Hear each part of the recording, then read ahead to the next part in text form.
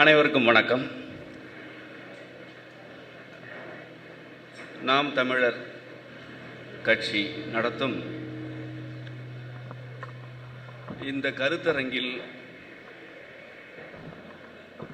சங்ககால தமிழர்களுடைய வாழ்வியல் குறித்த சில கருத்துக்களை நாம் பகிர்ந்து கொள்வதற்காக வந்திருக்கிறோம்.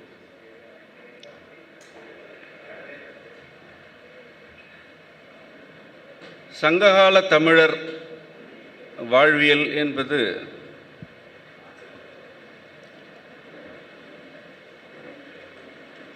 ஒரு பெருந்தொகுப்பாக பல்லாயிரம் பக்கங்களில் நூற்றுக்கணக்கான நூல்களாக தனியே இயற்றப்பட்டிருக்க வேண்டும். அந்த அளவில் அது இதுவரை நிகழவில்லை.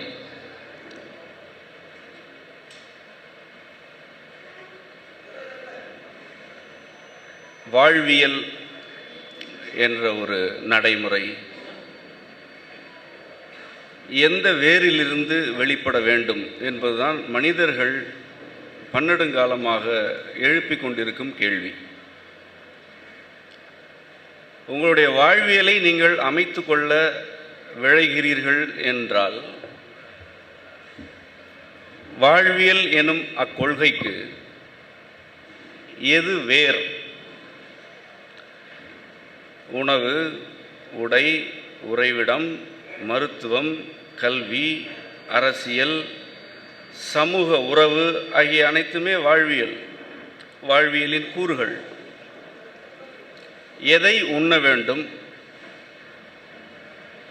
எப்படி உடுத்த வேண்டும், உறைவிடத்தை எவ்வாறு அமைக்க வேண்டும், அரசியல் எவ்வாறு இருக்க வேண்டும், அதன் தலைமை எப்படிப்பட்டதாக இருக்க வேண்டும் ஆகியவற்றையெல்லாம் ஒரு சமூகம் விளங்கிக் கொள்வதற்கும் கடைபிடிப்பதற்கும் ஒரு வேர் தேவைப்படுகிறது. அதுதான் மெய்யியல். மெய்யியல் எனும் வேரிலிருந்துதான் வாழ்வியல் என்ற கிளை பரவி வளரும். ஒரு சமூகத்தின் வாழ்வியலை பார்த்தாலே அவர்களுடைய மெய்யியல் எவ்வாறானது என்பதனை புரிந்து கொள்ள இயலும். அது ஒன்றுதான் வழி. தமிழர்களுடைய வாழ்வியல் என்று ஆய்ந்து நோக்கும்போது அவர்களுடைய மெய்யியல் எவ்வாறு செழித்திருந்தது, எவ்வாறு அது சிதைக்கப்பட்டது, இன்று எப்படி அது மீண்டு எழுந்து கொண்டிருக்கிறது என்ற 3 நிலைகளையும் நாம் பார்க்கிறோம், புரிந்து கொள்கிறோம். அந்த 3 நிலைகள் பற்றிய ஒரு சில கருத்துக்களைத்தான் இந்த அரங்கில் உங்களோடு பகிர்ந்து கொள்ள வந்திருக்கிறோம். மெய்யியல் என்பது எது மெய்யோ, எது இயல்பாக இருக்கிறதோ அதனை விளக்குவது. இதனைத்தான் நீங்கள் ஆழமாக விளங்கிக் கொள்ள வேண்டும். மெய்யியல் என்பது செய்யப்படுவதல்ல. ஒருவரோ பலரோ தாங்கள் புரிந்து கொண்டவற்றை வைத்து ஏதேனும் எழுதுவது மெய்யியல் அல்ல. அல்லது ஒருவர் ஏற்கனவே கூறிவிட்டார் என்பதற்காக ஒன்றை கடைபிடித்தால் அது மெய்யியல் அல்ல. ஏனென்றால் அது மெய்யே அல்ல. இயல் என்ற சொல் ஒரு சிறப்பு சொல். இயற்கை இருக்கிறது, அது திருத்தப்பட இயலாதது, அதை மாற்றுவது தவறு. எது ஏற்கனவே இருக்கிறதோ, இருந்து கொண்டிருக்கிறதோ, இருக்கப் போகிறதோ அதுதான் இயற்கை. இந்த இயற்கையின் அடிப்படையான கருத்து சொல்தான் இயல். மெய்மையை பற்றிய இயல் நம்மிடம் பன்னெடுங்காலமாக இருந்தது. நேரடியாக சொல்ல வேண்டும் என்றால் தமிழர்களுடைய அரசாட்சி முறையே மெய்யியல் அடிப்படையிலானதுதான். சமய அரசுகள் உலகெங்கும் இருக்கின்றன. இந்த புவி சீரழிந்ததற்கும் மனிதகுலம் சின்னாபின்னம் ஆகி ஒரு பெரும் ஊழியை இப்பொழுது எதிர்நோக்கி கொண்டிருப்பதற்கும் அடிப்படையான கருத்து காரணம் எது என்று கேட்டால் அரசுகளின் மெய்யியல் அற்ற தன்மை என்பதுதான் நாம் உணர்ந்த புரிந்து கொண்ட உண்மை. அரசுகளுக்கு மெய்யியல் அடிப்படை வேண்டும், அவர்களுக்கு மெய்யியலாளர்களின் அறிவுரை வேண்டும். இதுதான் தமிழர் மரபு கடைபிடித்து கற்றுக் கொடுத்த வழக்கம். தொல்காப்பியம் நம்மிடையே இருக்கின்ற நூல்களில் பழமையானது. அதற்கு முன்பு எண்ணற்ற நூல்கள் இருந்தன என்பதனை அத்தொல்காப்பியமே பதிவு செய்திருக்கிறது. மிகச்சிறந்த மெய்யியல் நூல் என்று தொல்காப்பியத்தை முன்வைக்கலாம், பின்பற்றலாம், பின்பற்ற வேண்டும். நாம் கற்றவரை சங்க இலக்கியத்தின் ஒரு சில பாடல்களை பயின்றவரை தொல்காப்பியத்தை விட ஒரு ஆழமான மெய்யியல் நூல் இன்று வரை இயற்றப்படவும் இல்லை. வேற எந்த சமூகத்திலும் அப்படி ஒரு சிந்தனை துளி இருப்பதற்கு கூட வாய்ப்பும் தடயமும் இல்லை. ஏனென்றால் தொல்காப்பியர் எழுத்து சொல் ஆகியவற்றையெல்லாம் இலக்கணமாக பதிவு செய்கையில் ஒரு எழுத்தை ஒலி குறிப்போடு மட்டும் நிறுத்தாமல் கூடுதலாக ஆழமான மெய்மைகளை பதிவு செய்கிறார். எழுத்து பிறப்பியல் என்று ஒரு தலைப்பு இருக்கிறது. எழுத்து பிறக்கிறது என்பதனை சொல்வதுதானே மெய்யியல். எழுத்து செய்யப்பட்டது என்று சொன்ன மொழிகள் உண்டு, சொல்லும் மொழிகள் உண்டு. சிறப்பாக செய்யப்பட்ட மொழியைத்தான் சமஸ்கிருதம் என்று அவர்களே அழைத்துக் கொள்கிறார்கள். இது பிறந்த மொழி, செய்யப்பட்ட மொழி அல்ல என்பதை தொல்காப்பியர் பதிவு செய்கிறார். எழுத்து பிறப்பு எவ்வாறு நிகழ்கிறது என்பதை உடலின் கூறுகளிலிருந்து அவர் தொடங்குகிறார். உந்தி முதலா முந்துவழி கிளந்து என்கிறார். இதை எண்ணி எண்ணி வியப்பதற்கு ஒரு பிறவி போதாது. இந்த உந்தி முதலா என்பது நம்முடைய கொப்புள் பகுதி தொடங்கி உந்து வழி, முந்து வழி, முந்தி வரும் வழி காற்று. இந்த கொப்புள் பகுதிக்கு சற்று கீழுள்ள இடத்திலிருந்து காற்று முந்தி கொண்டு மேலே எழுகிறது. அவ்வாறு எழும் காற்று தலையின் உச்சிக்கு செல்கிறது, மிடற்று பகுதிக்கு வருகிறது, அன்னத்திற்கு வருகிறது, நாக்கிற்கு வருகிறது, பல்லிற்கு வருகிறது என்று 8 நிலைகளை அவர் பதிவு செய்து இந்த காற்று எந்த இடத்தை தொட்டால் என்ன எழுத்து என்று பதிவு செய்திருக்கிறாரே, இது பிறப்பு தானே. இது தொல்காப்பியத்தின் தொடக்கம், தொல்காப்பியத்தின் ஒரு துளி இது. இந்த எழுத்து பிறப்பியலில் அவர் இன்னொரு சொல்லையும் குறிப்பிடுகிறார்.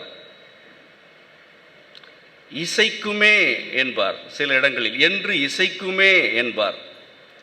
இது எவ்வளவு ஆழமான பொருள். இசை என்பது ஒரு கலையாக இன்றைக்கு புரிந்து கொள்ளப்படுகிறது. அது கலை மட்டுமல்ல. இசை என்பது ஒலியின் உணர்ச்சி உறவில் விளைவது. ஒலி பொதுவானது, அனைவருக்கும் பொதுவானது. ஒரு பறவை எழுப்புவது ஒலி, மாடு ஆடு எழுப்புவது ஒலி, மனிதர் எழுப்புவதும் ஒலி. ஆனால் இந்த ஒலி எப்பொழுது இசையாகும் என்றால் உணர்ச்சியில் உறவாடுகையில் ஒலி இசையாகும். பறவைகள் சில உணர்ச்சிகளை ஒலி வழியாக வெளிப்படுத்துகின்றன. அவ்வாறு பறவைகள் வெளிப்படுத்தும் உணர்ச்சி ஒலிப்பு இசையாகி விடுகிறது. குயில் ஒரு சான்று. குயில் மட்டுமே அல்ல, நாம் பார்க்கும் இந்த இயற்கையின் உறுப்புகள் அனைத்துமே இசைக்கின்றன. ஒரு சான்றுக்காக கூறுகிறேன். இசை என்ற சொல் இசைவு என்ற கருத்தோடு தொடர்புடையது. இசைதல், அது இணங்குதல் அல்ல, ஒத்துப்போதல் அல்ல, முழு விருப்பத்தோடு உறவாடுதல் இசைதல் எனப்படும். முழு விருப்பத்தோடு உறவாடினால் அது இசைவு, இணங்கினால் கட்டாயம். ஆக ஒரு சொல் இவ்வாறு இசைக்கும் என்று சொல்கையில் அந்த சொல் ஒலி குறிப்பு மட்டுமல்ல, அது உணர்ச்சி பொருத்தத்தோடு இருக்கிறது. எந்த உணர்ச்சி பொருத்தம்? மனிதர்களுடைய உடலில் உள்ள உணர்ச்சிகளோடு பொருந்தி இருப்பதுதான் தமிழ் சொற்கள் என்பதனை தொல்காப்பியர் இசைக்குமே என்ற சொல் வழியாக பதிவு செய்கிறார். யாப்பிலக்கணம் என்பது நமது இந்த கருத்தை நிறுவுவது. தமிழில் உள்ள யாப்பிலக்கணம் எழுத்து வடிவில் பாடல்களை பதிவு செய்வதற்கானது மட்டும் அன்று. யாப்பிலக்கணம் என்பது இசை இலக்கணமே என்பதுதான் மெய்மை. அது இசை இலக்கணம். நீங்கள் குறுந்தொகை, கலித்தொகை, அகநானூறு, புறநானூறு உள்ளிட்ட சங்க நூல்கள் அனைத்தையுமே மிக எளிதாக இசையாக்கி விடலாம். நாம் அவ்வாறு செம்மையின் வழியாக சில பாடல்களை எல்லாம் இசையாக பாடியிருக்கிறோம், சிலருக்கு கற்றுக் கொடுத்து கொண்டிருக்கிறோம். இன்றைக்கு சில இசைக்குறிப்புகள் நடைமுறையில் உள்ளன. மேற்கத்திய இசைக்குறிப்புகள் உங்களுக்கு நடைமுறைகளில் தெரிந்தவையாக உள்ளன. தமிழ் யாப்பிலக்கணம் என்பது இசைக்குறிப்பு என்பதுதான் நாம் புரிந்து கொண்ட கருத்து. அதுதான் மிக எளிதில் நிறுவத்தக்க ஒரு மெய்மையும் கூட. தமிழர்கள் இன்றைக்குள்ள இசைக்குறிப்பினை படித்து கொண்டிருக்கிறார்கள். அவையெல்லாம் குறியீடுகளாக இருக்கின்றன. இந்த குறியீடுகள் எண்ணற்ற வரையறைகளுக்கு உட்பட்டவை இப்பொழுதுள்ள இசைக்குறிப்புகள். ஆனால் சங்க இலக்கியங்கள் என்று அழைக்கப்படும் ஏறத்தாழ 4000க்கு மேற்பட்ட பாடல்கள் அனைத்துமே இசைக்குறிப்புகள் தான். இசைக்குறிப்புகள் என்பதனால்தான் அவர்கள் ஒரு பாடலை இயற்றும் பொழுதே இது எந்த யாழில் இசைக்கப்பட வேண்டும், இதன் பண் வகை என்ன, இதன் உரிப்பொருள் என்ன என்றெல்லாம் குறிப்பிட்டார்கள். இவற்றை குறிப்பிடாமல் ஒரு பாடலை இயற்ற இயலாது. அகவன் மகளே அகவன் மகளே மணவு கோப்பென்ன என்று ஒரு பாடல் இருக்கிறது, ஔவையுடைய பாடல். இந்த அகவன் மகளே அகவன் மகளே என்று எழுதுவது இசைக்குறிப்பு. அதில் இசைக்குறிப்பு இருக்கிறது. இந்த இசைக்குறிப்பினைத்தான் நேர் நேர் தேமா நிறை நேர் புளிமா என்று யாப்பிலக்கணமாகி வைத்தார்கள். அகவன் மகளே அகவன் மகளே மணவு கோப்பன்ன என்பதை பார்த்து அகவன் மகளே அகவன் மகளே மணவு கோப்பன்ன என்று நாம் பாடியிருக்கிறோம். பாடி அதனை பயிற்றுவிக்கிறோம். இதனை எப்படி பாடுகிறோம்? அந்த குறிப்பு இருக்கிறது. அகவன் மகளே, அகவ 3 மாத்திரை, இன் அரை மாத்திரை, 3.5 மாத்திரை. இது இசைக்குறிப்பு. மாத்திரை என்பது ஏன் தேவைப்படுகிறது? பேச்சிற்கு மாத்திரை இல்லை. நான் பேசுகிறேன் எனும் பொழுது அதில் பல மாத்திரைகள் இருக்கின்றன. அத்தனை மாத்திரைக்குரிய காலத்தில் நான் பேசுகிறேன் அல்லது நீங்கள் பேசுகிறீர்கள். அப்படி யாரும் பேசுவதில்லையே, அப்படி பேச இயலாதே. பேச்சு வழக்கில் மாத்திரை இல்லை என்பது இயல்பு, அது உண்மை. ஆனால் ஏன் மாத்திரை அளவு தேவைப்பட்டது? எழுதுவதற்கு மாத்திரை தேவையே இல்லை. எழுதிவிட்டு செல்லலாம். ஓலைச்சுவடியில் எழுதலாம், தாளில் எழுதலாம், பலகைகளில் எழுதலாம். அதற்கு மாத்திரை எதற்கு? தமிழில் ஒரு எழுத்திற்கு ஒரு கால அளவு வரையறுக்கப்பட்டதே இசைக்குறிப்புகள் இதில் உள்ளன என்பதனால் மட்டுமே. இசைக்குறிப்பு இல்லை என்றால் மாத்திரையே தேவையில்லை. அவர் 2½ மாத்திரை, 2½ நொடி இதை பேசவில்லை. நான் 1 நொடியில் சொல்லிவிடுவேன், அவர் என்று சொல்லிவிடுவேன், அல்லது 1½ நொடியில் சொல்லிவிடுவேன். இப்படி யாரும் பேசியதில்லை, பேசப்போவதில்லை. ஏன் நாம் மாத்திரை என்ற கால அளவின்படி பாடல் எழுத வேண்டும் என்ற இலக்கணத்தை வகுத்தோம் என்றால் ஒவ்வொரு பாடலும் இசைக்கப்பட வேண்டும் என்பதற்காக. ஏன் இசைக்கப்பட வேண்டும்? பாடல் என்பது பொழுதுபோக்குவதற்கானதல்ல, அது சமூகத்தின் வாழ்வியலை நெறிப்படுத்துவதற்கானது. இதனை மறந்து விடாதீர்கள். அது வாழ்வியலை நெறிப்படுத்த வேண்டும். சமூக வாழ்வை நெறிப்படுத்துவதற்கு ஒரு மெய்யியல் வேண்டும். அந்த மெய்யியல் இருந்தால் வாழ்வியல் வரும். மீண்டும் மெய்யியல் என்றால் என்ன என்பதனை நினைவூட்டுகிறோம். எது ஏற்கனவே இருக்கிறதோ, எது இயல்போ, எது மெய்யோ, எது உண்மையோ அதனை விளங்கிக் கொள்ளுதல். அது ஒரு நாளில் நிகழாது, 1000 ஆண்டுகளிலும் நிகழாது, பல 100 ஆண்டுகளிலும் அது நிகழாது. உண்மை விரிந்து கொண்டே இருக்கும். அதை நாம் விளங்கிக் கொண்டே இருக்க வேண்டும். அதுதான் மெய்யியல்.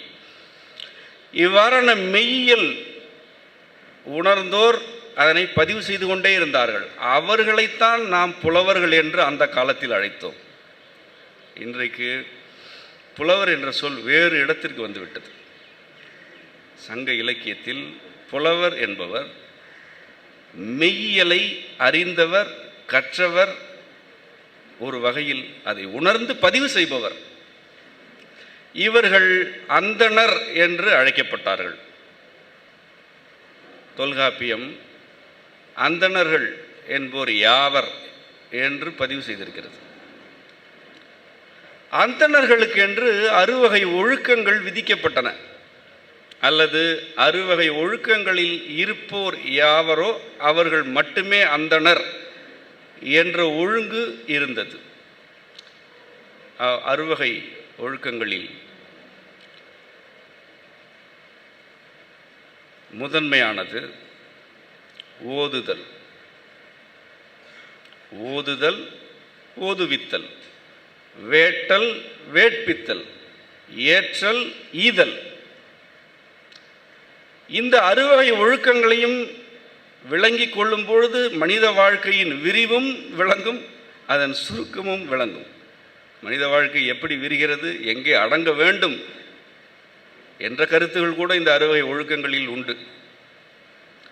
ஓதுதல் என்று ஏன் கூறினோம் என்றால், மறைக்கல்வி அல்லது மெய்யியல் கல்வி, மொழிக்கல்வி ஆகியவற்றை ஒருவர் உறக்க ஓத வேண்டும், உறக்க கத்தக்கூடாது. வடவர்கள் கத்தி கொண்டிருந்தார்கள்.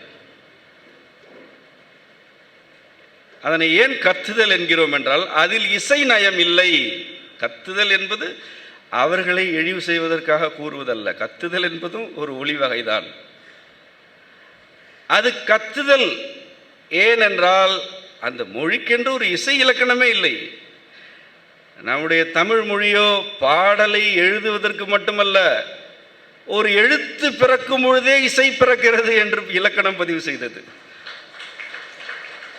இங்கு எழுத்து பிறக்கும் பொழுதே இசை பிறந்து விடுகிறது. உணர்ச்சியோடு இங்குள்ள எழுத்துக்கள் உறவாடுகின்றன.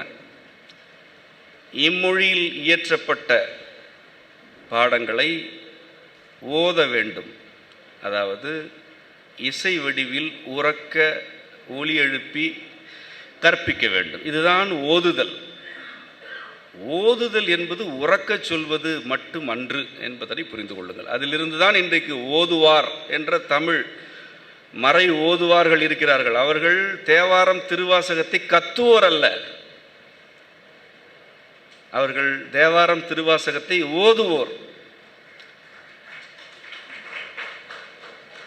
இவ்வாறு ஒரு அந்தணர் ஓத வேண்டும். எதனை ஓத வேண்டும்? மெய்யியலை ஓத வேண்டும், மெய்யியலை ஓத வேண்டும், கல்வியை ஓத வேண்டும். எது கல்வி? எது கல்வி என்பதற்காக அமைக்கப்பட்டதுதான் தமிழ்ச்சங்கம். அதற்கு பெயர் தான் தமிழ்ச்சங்கம். தமிழ் கழகம் என்று அதனை அழைக்க வேண்டும். தமிழ் கழகங்கள் ஏன் அமைக்கப்பட்டன? இந்த தமிழ்நாடு விரிந்து பறந்திருக்கிறது. இதன் எல்லைகள் மிக நீண்டவையாக இருக்கின்றன. தொல்காப்பியம் குறிப்பிடுவது போல வடவேங்கடம் தென்குமரி என்று இருக்கிறது. தென்குமரி என்றால் அது இன்றைக்கு கடலில் மூழ்கி கிடக்கிறது. வடவேங்கடம் என்றால் அது ஏறத்தாழ இமயத்தை குறிப்பது. இப்படி மிக நீண்ட இந்த தமிழகம் கல்வி பெற வேண்டும். ஒரு வாழ்வியல் என்ற நெறிமுறைக்கு உட்பட்டு வாழ வேண்டும். சிந்தனையை விரிவு செய்ய வேண்டும். நான் யார், எங்கிருந்து வந்தேன் என்ற கேள்விகள் மனிதர்களுக்கு இயல்பாக எழுவன. அவற்றிற்கெல்லாம் விளக்கம் வேண்டும், வழிகாட்டல் வேண்டும்.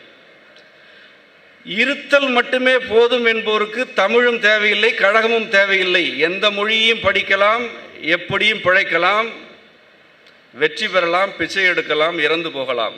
அதற்கு தமிழ் தேவையில்லை. தமிழ் ஏன் தேவைப்படுகிறது?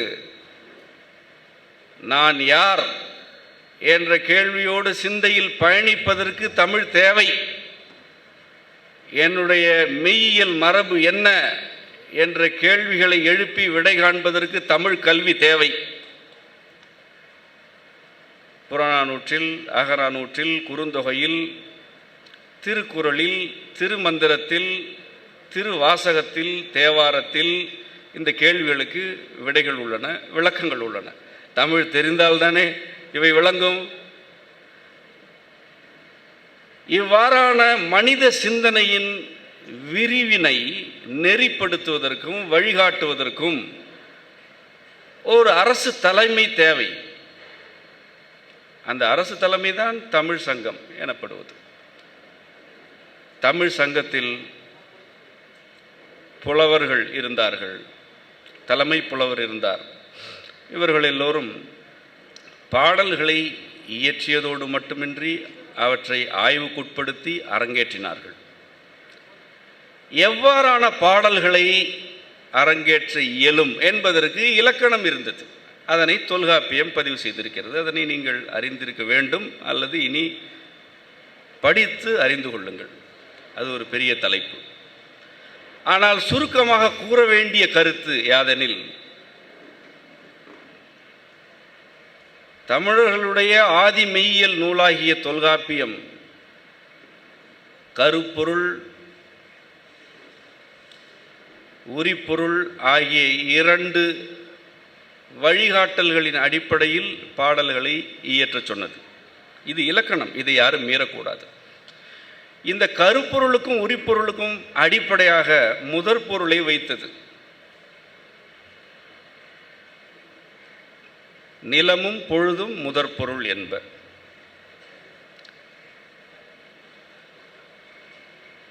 ஒரு நிலம் எவ்வாறு இருக்கிறதோ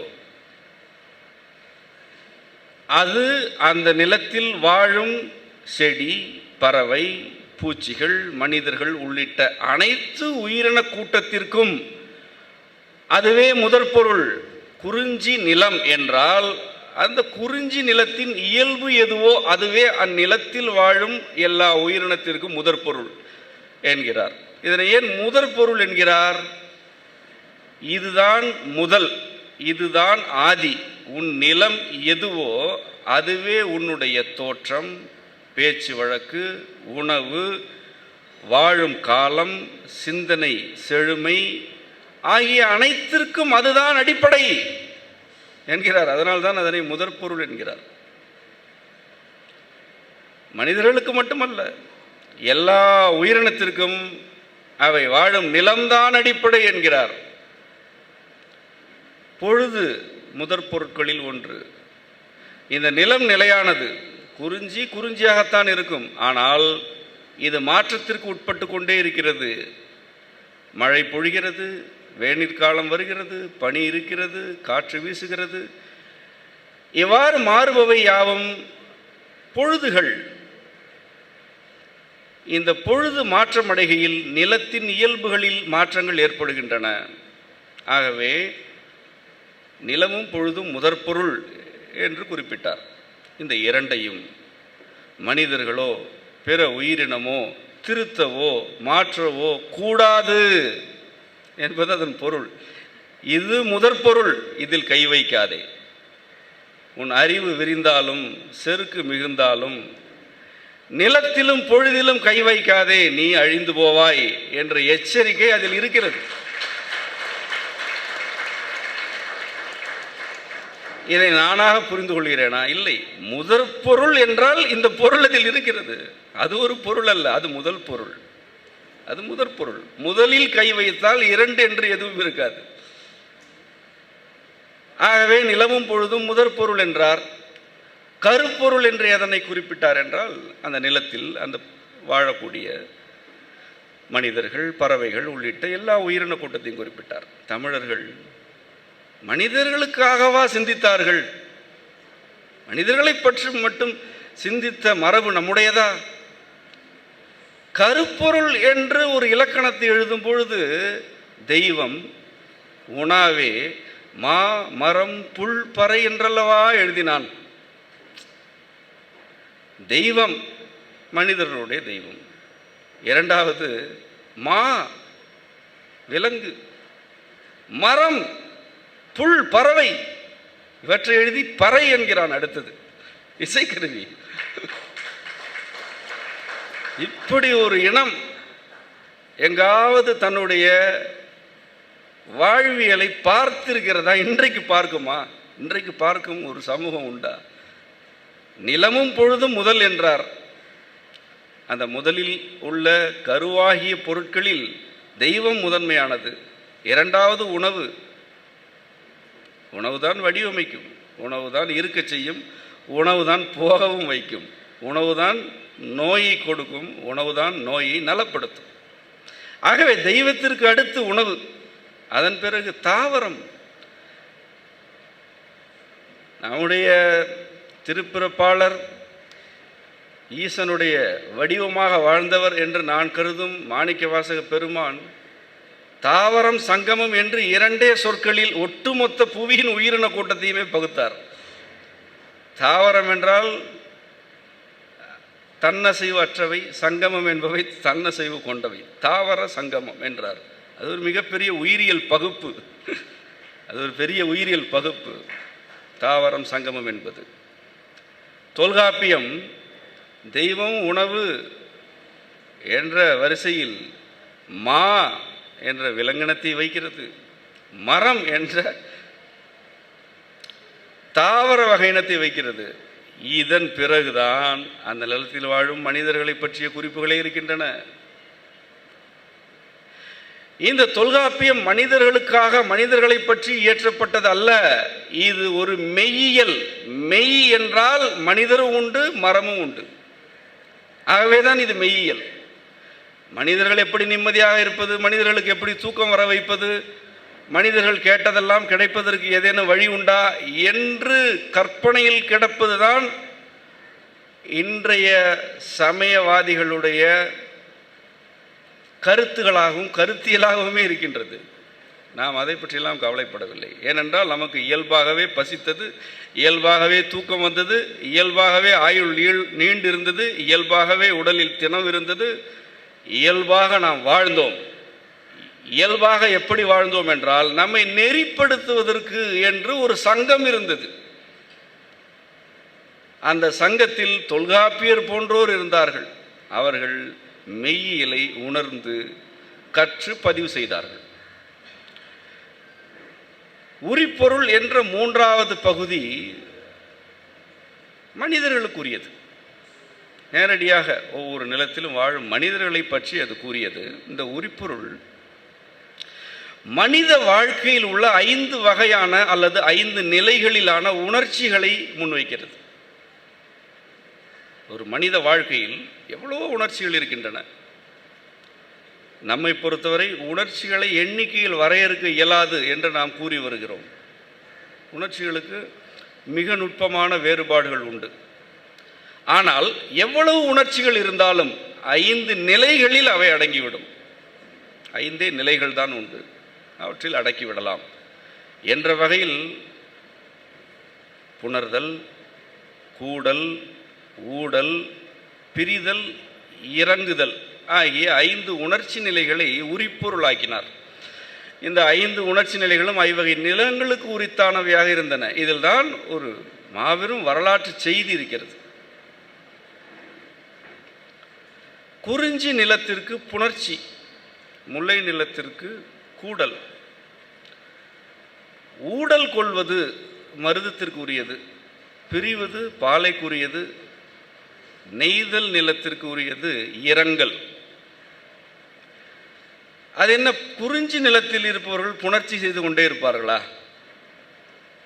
மற்ற நிலத்தவர் புணர்ச்சி செய்ய மாட்டார்களா? அல்லது புணர வேண்டுமென்றால் குறிஞ்சி நிலத்திற்கு செல்ல வேண்டுமா? இல்லை, இதில் மறைபொருள். இதுதான் மறைநூல். மறைநூல் என்றால் என்ன? கருத்துக்களை பதிவு செய்திருப்பார்கள், ஆனால் விளக்கங்கள் மறைவாக இருக்கும். அதை யார் விளக்க வேண்டும்? மெய்மையை புரிந்து கொள்வோர் விளக்க வேண்டும். தொல்காப்பியம் ஒரு மறைநூல். நேரடியாக என்ன இருக்கிறது? ஒரு நிலத்திற்கு ஒரு உணர்ச்சி என்று இருக்கிறது. பாடல் இயற்றும் பொழுது, செய்யுள் இயற்றும் பொழுது குறிஞ்சி திணையில் பாடல் எழுதினால் புணர்ச்சி என்ற அடிப்படை உணர்ச்சியில் இயற்றுக. இதுதான் அடிப்படை. ஒரு பாடலை படிக்கும் பொழுது அது குறிஞ்சி திணை பாடல் என்று இருந்தால் அதில் புணர்ச்சி என்ற கருத்து இருக்கும், அதுதான் மையமாக இருக்கும். இப்படி இயற்ற வேண்டும் என்பது இலக்கணம். ஆனால் இதற்காகவா, இதற்காக மட்டுமா என்ற கேள்வி எழ வேண்டும், எழுகிறது.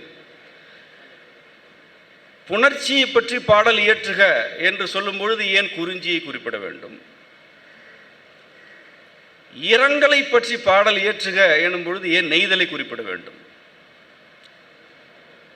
என்றால், இந்த நெய்தல் நிலம் இருக்கிறதே, அது நம்முடைய முன்னோரை கொன்ற இடம். அது நம்முடைய நிலத்தை விழுங்கிய பகுதி. 5 வகை நிலங்களுள் நெய்தல் கொடியது. அது நம்மை இரங்கல் பாக்கள் இயற்ற வைத்த நிலம். சென்றவர் இனி மீளப் போவதே இல்லை என்ற அளவிற்கு நம்மை துயரில் ஆழ்த்திய நிலம்தான் நெய்தல். ஆகவே நெய்தல் நிலத்திற்கு என்று ஒரு உணர்ச்சி இருக்குமாயின் அது புணர்ச்சியாகவோ கூடலாகவோ பிரிவாகவோ இருக்க இயலாது, இருக்கக்கூடாது. அது இரங்கல் பாடுவதாக இருக்க வேண்டும் என்பதுதான் நெய்தல் என்ற நிலத்திற்கு அகத்திணையின் உரிப்பொருளாக வைக்கப்பட்ட உணர்ச்சி இரங்கல். இந்த பாடல், இந்த இலக்கணம் தொல்காப்பியத்தில் இருக்கிறது. தொல்காப்பியம் இடைச்சங்கத்தை அல்லது 2ஆம் சங்கத்தை சேர்ந்தது. முதற் சங்கம் என்று ஒன்று இருந்தது. அது என்ன ஆயிற்று? முதற் சங்கம் கடல் கோளில் மூழ்கி போனது. ஒரு சங்கம் மூழ்கவில்லை, தமிழர்களுடைய பெரும்பான்மையான நிலப்பரப்பு மூழ்கி போனது. இதனை இறையனார் அகப்பொருள் உரை பதிவு செய்திருக்கிறது.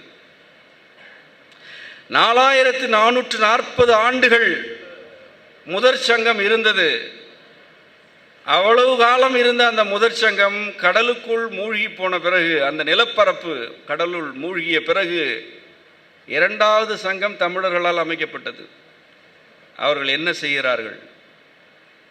தொலைந்து போன நூல்களை எல்லாம் தேடி எடுக்கிறார்கள். ஒரு வரலாற்றை இழந்து விட்டோம்.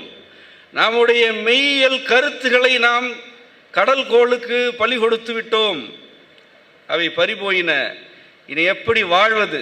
இந்த மக்களுக்கு எந்த வாழ்வியலை கற்றுக் கொடுப்பது இந்த சமூகத்தில் எப்படி பல்வேறு கல்வி முறைகளை நுட்பங்களை வளர்த்தெடுப்பது என்ற பதட்டத்தில் அல்லது விருப்பத்தில் இரண்டாவது சங்கத்தை அமைக்கிறார்கள். அவ்வாறு இரண்டாவது சங்கம் அமைக்கும் பொழுது ஏற்கனவே அழிந்து போன நூல்களை பற்றிய செய்திகள் ஒரே நூலில் திரட்டப்பட வேண்டும். பல்வேறு நூல்கள் இருந்தன, அவை அழிந்து போயின. அவற்றில் உள்ள இன்றைக்கு தேவையான பொருத்தமான கருத்துக்களை ஒரு நூலில் திரட்ட வேண்டும் என்பதற்காக இயற்றப்பட்டது தொல்காப்பியம். வரலாற்றை மீட்டெடுக்கிறோம் என்று இன்றைக்கு நாம் பேசுகிறோம். ஆனால் அந்த சொல்லுக்குரிய உண்மையான நேர்மையான வினையை நாம் இதுவரை ஆற்றவில்லை. தொல்காப்பியர் ஆற்றினார். இரண்டாம் சங்கத்தை அமைத்த பாண்டியர்கள் வரலாற்றை மீட்டெடுத்த தமிழர்களின் மூத்த குடிகள் என்பதை நாம் எப்பொழுதுமே மறக்கக்கூடாது.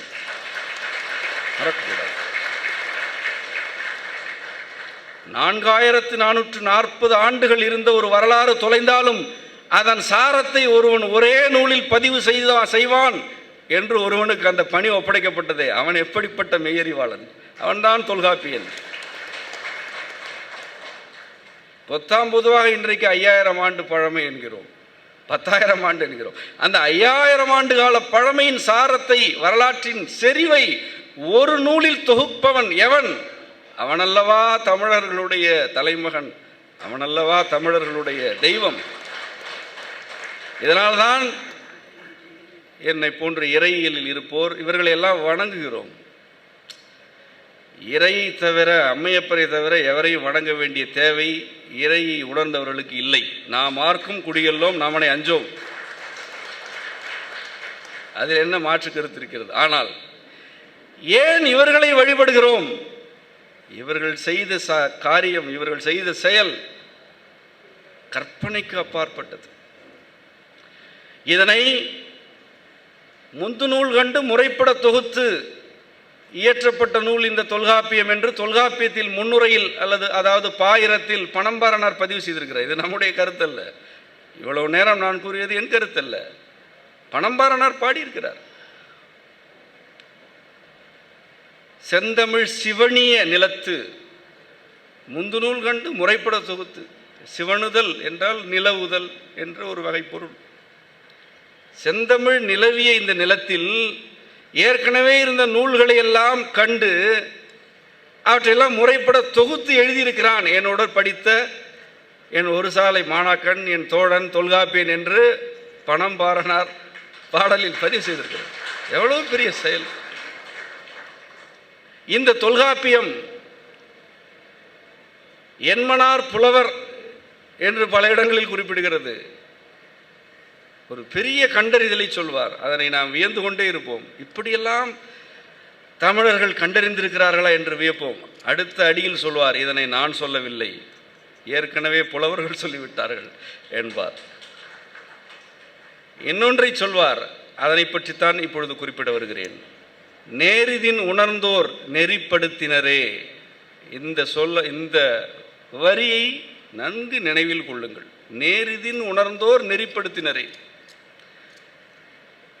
நேரிதின் நேரடியாக, இடையில் எவரும் இல்லாமல், எந்த குறுக்கீடும் இல்லாமல், உணர்ந்தோர் சிந்தனையில் பெற்றோர், அதுதான் உணர்தல்.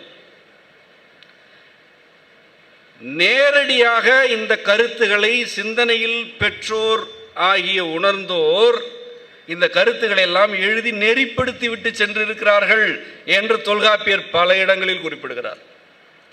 அவ்வாறான கருத்துகளில் ஒன்றுதான் ஓரறிவதுவே உற்றறிவதுவே என்ற பாடல்.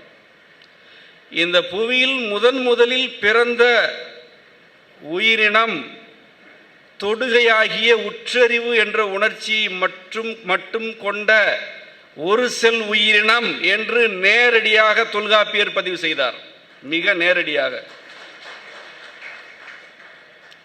கடவுள் பன்றியாக வந்தார், அதற்கும் பரிணாம கொள்கைக்கும் தொடர்புண்டு என்ற கதை தமிழில் இல்லை. அது தமிழ் இல்லை. அப்படி சொல்ல வேண்டிய எள்ளளவு இழிநிலையும் தமிழர்களுக்கு இல்லை. தமிழர்கள் நேரிதின் உணர்ந்து நெறிப்படுத்தி உரைத்தவர்கள்.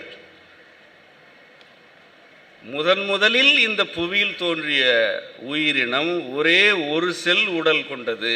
அதற்கு தொட்டால் அறிந்து கொள்ளும் உற்றறிவு மட்டும்தான் இருந்தது என்று தொல்காப்பியர் பதிவு செய்தார். அதை மட்டுமா?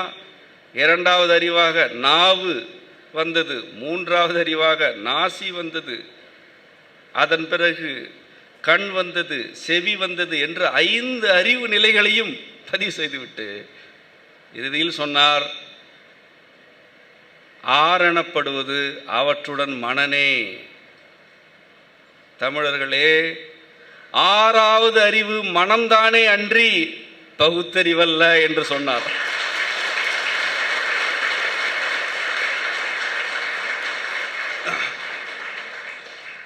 இதுதானே மெய்யியல். இதனை விட ஒரு அங்குலம் கூடுதலாக எவராது சிந்தித்து சொல்லட்டும். இதுவரை சிந்தித்தது உண்டா? முதலில் தோன்றிய உயிருக்கு ஓர் அறிவு தான் உண்டு. மறுக்கிறீர்களா? இல்லை, ஏற்கிறோம். எப்பொழுது ஏற்கிறீர்கள்? பல்வேறு ஆய்வுகளை செய்த பிறகு ஏற்கிறோம். நாங்கள் எப்பொழுது சொன்னோம்? மிக குறைவாக 8000 ஆண்டுகளுக்கு முன்பு சொன்னோம். மிக குறைவாக. எப்படி சொன்னோம்? உணர்ந்து சொன்னோம். நேரிதின் உணர்ந்து சொன்னோம், ஆய்வு செய்து சொல்லவில்லை. அது எப்படி உங்களுக்கு மட்டும் உணர்வு கிடைக்கிறது? தமிழில் சிந்தித்தால், தமிழராய் பிறந்தால் உணர்வு கிடைக்கும்.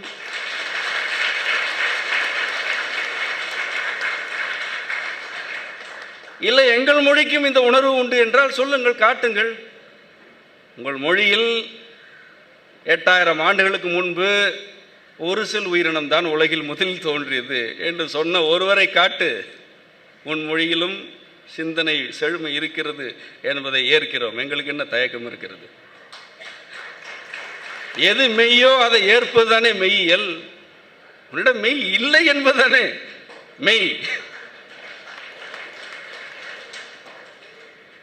பகுத்தறிவு 6ஆம் அறிவு என்று மேலை தேய்த்து கருத்துகள் கூறி வந்தன, கூறி வருகின்றன.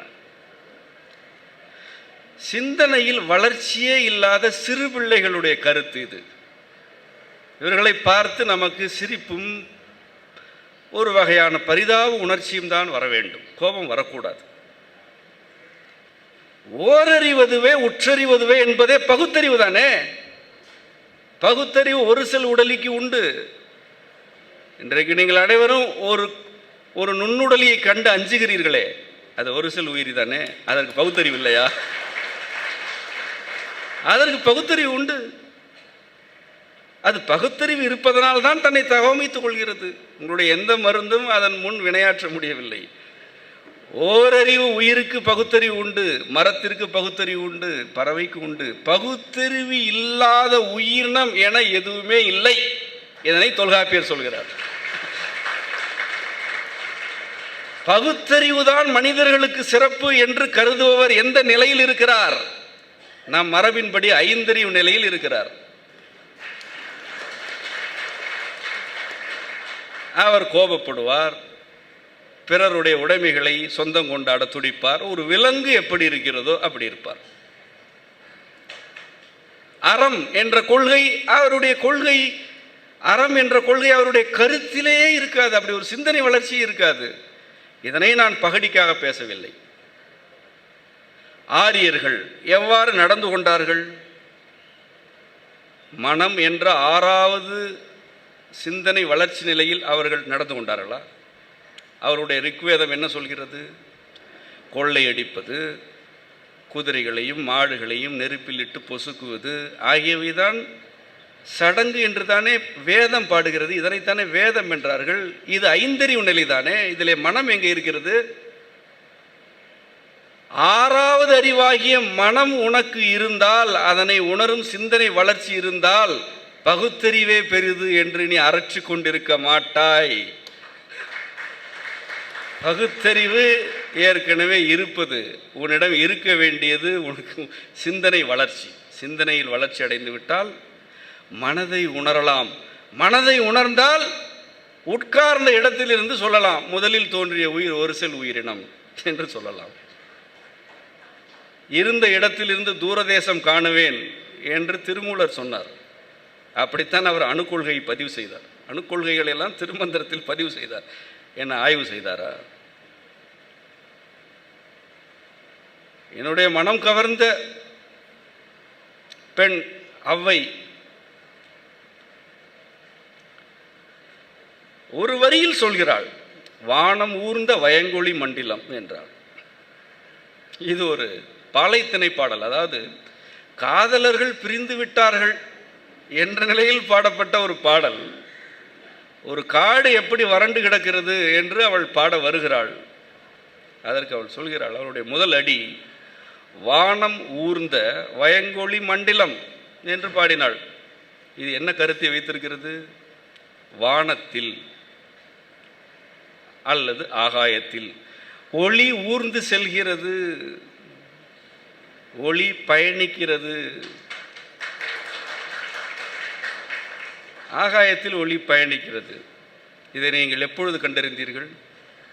150 ஆண்டுகளுக்கு முன்புதான் ஒளி பயணிக்கிறது என்பதை ஆய்வு செய்து கண்டறிந்தீர்கள். அவள் ஒரு காதல் பாடலில் இதை குறிப்பிட்டாள்.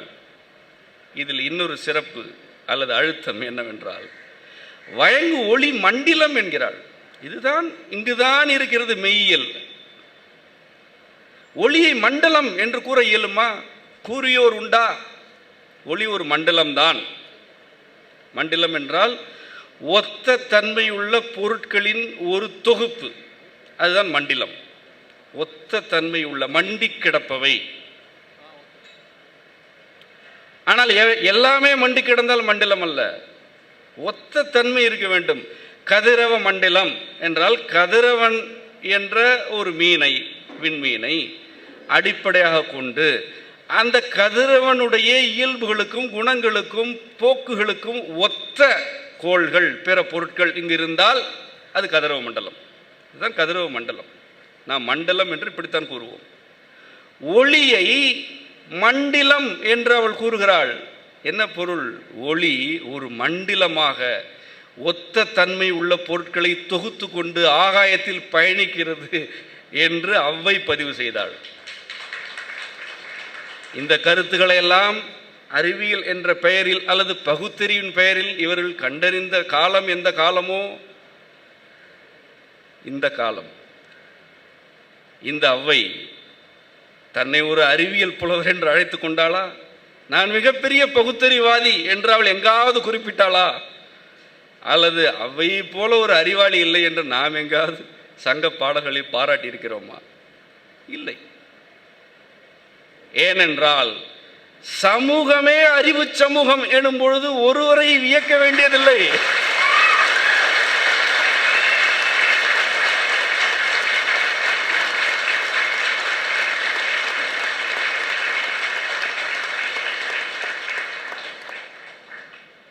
இதை நான் கூறவில்லை, இதையும் ஒரு சங்கப்புலவர் கூறினார். பெரியோரை வியத்தலும் இளமே, சிறியோரை எழுதலும் இளமே.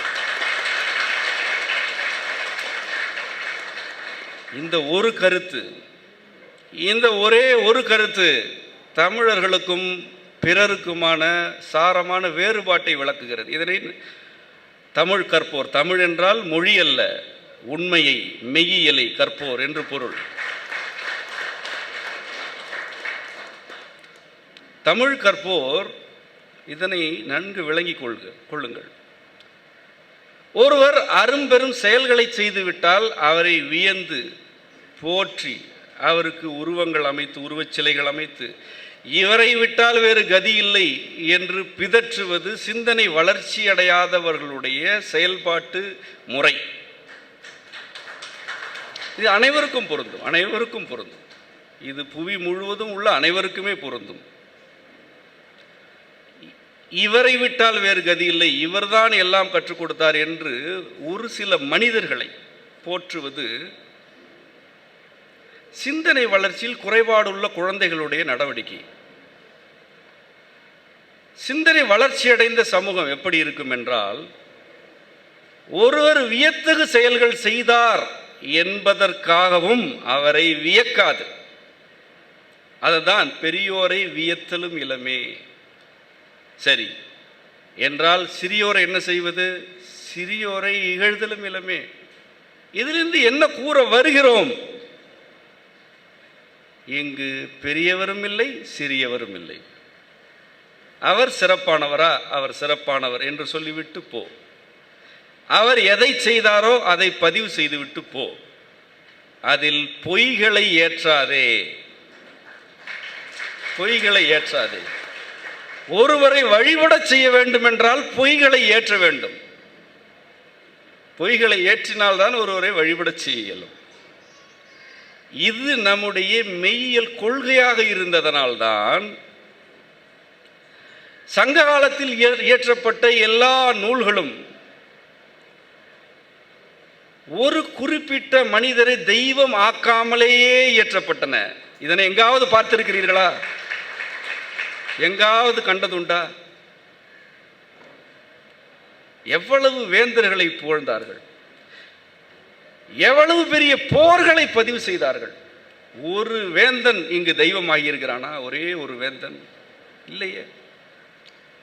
எவனுக்காவது மறுபிறவி கதை இங்கு இயற்றப்பட்டதுண்டா? இல்லை. ஏன்? தமிழர்களுடைய மரபு கர்ம வினை என்ற கொள்கையை தூக்கி வீசி கொளுத்தி விட்டது. எப்பொழுதோ தமிழர் மரபு கர்மத்தை ஏற்கவில்லை. கர்மத்தை நாம் ஏற்கவில்லை எனும் பொழுதே நமக்கு பிறப்பின் அடிப்படையில் பேதம் இல்லை இல்லை இல்லை என்பது மெய்மையாகிவிடுகிறது. கர்மத்தை ஏற்றால் தானே முந்தைய பிறவி சிக்கலினால் இந்த பிறவியில் இழிபிறவி உனக்கு கிடைக்கும். நாங்கள் தான் கர்மத்தையே ஏற்கவில்லையே. நாங்கள் தான் பெரியோரை வியக்க மாட்டோமே. நாங்கள் அவர்களை வியக்க மாட்டோம். அவர்கள் என்ன செய்தார்கள் என்பதை பதிவு செய்வோம். நன்று செய்தால் நன்றென பதிவு செய்வோம், தீது செய்தால் தீதென பதிவு செய்வோம். அவ்வளவுதான். அவரை இகழவும் மாட்டோம், வியக்கவும் மாட்டோம் என்ற மெய்யியல் கொள்கை இருந்ததனால் உண்மைகள், சமூக நடைமுறைகள் அப்படியே பதிவு செய்யப்பட்டன. இல்லை என்றால் எவ்வளவு கடவுளர்கள் வந்திருப்பார்கள், சிந்தித்து பாருங்கள். நாம் ஒரு முழு முதற் இறையியலை உணர்ந்திருந்தோம். அந்த இறையியலின் அடித்தளமாக ஒரு கருத்தை கொண்டிருந்தோம். இறை எனப்படுவது மனித உருவிலானது அல்ல, மனிதர்களுடைய நன்மை தீமைகளுக்கு பொறுப்பேற்பதும் அல்ல. நன்கு இதனை புரிந்து கொள்ளுங்கள். இறை என்பது எது என்றால் அது மனித உருவில் அல்லது ஒரு குறிப்பிட்ட வடிவில் அடங்குவதல்ல. அதற்கு வடிவம் இல்லை. இரண்டாவது, மனிதர்களுடைய நன்மை தீமைகளுக்கு இறை பொறுப்பல்ல. இது இரண்டாவது கருத்து. இந்த இரண்டும் இயல்புகள், இதுதான் இறையின் இயல்பு என்பதனை நாம் தெளிந்து புரிந்து வைத்திருந்தோம். அவ்வகையில் நாம் ஒரு இறையியலை தொல்காப்பியர் காலத்திலும் அதற்கு முன்பும் வைத்திருந்தோம். சங்க காலத்திலும் நம்மிடம் இறையியல் செழுமையாகவே இருந்தது. பிறவா யாக்கை பெரியோன் என்ற சொல்லே அதற்கு சான்று. அவன் பெரியோன், ஆனால் அவன் பிறவா உடல் கொண்டவன் என்று இறை பற்றிய ஒரு வரி இறையின் இயல்பு யாது என்று விளக்குகிறது. மட்டுமல்ல, திரிபுரம் எரித்த விரிசடை கடவுள் என்ற சொல் இறையனார் அகப்பொருள் உரையில் இருக்கிறது. அவ்வையும் அதியமானும் உறவாடுகையில் அதியமானை அவ்வை பலவாறு போற்றுகிறாள். அவ்வாறு அவள் போற்றும் உவமைகளுள் ஒன்று தலையில் பிறையடிந்த இறைவனுடைய வடிவத்தை ஒத்தவன் என்பது ஒன்று.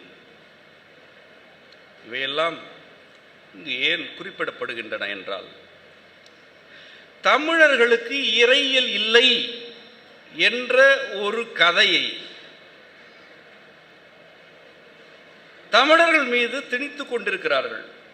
ஏன் திணிக்கிறார்கள்? எதன் பெயரால் திணிக்கிறார்கள் என்றால், பகுத்தறிவின் பெயரால் திணிக்கிறார்கள். ஒன்றை நாம் தெளிவாக விளங்கிக் கொள்ள வேண்டும்.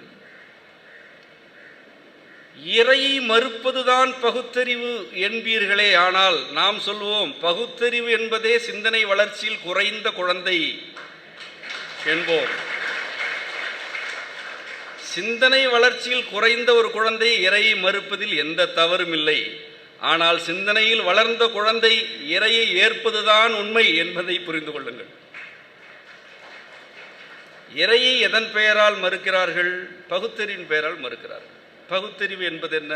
ஆய்வுக்குட்படுத்தி சோதனைக்குட்படுத்தி ஒன்றை நிறுவி காட்டுதல்.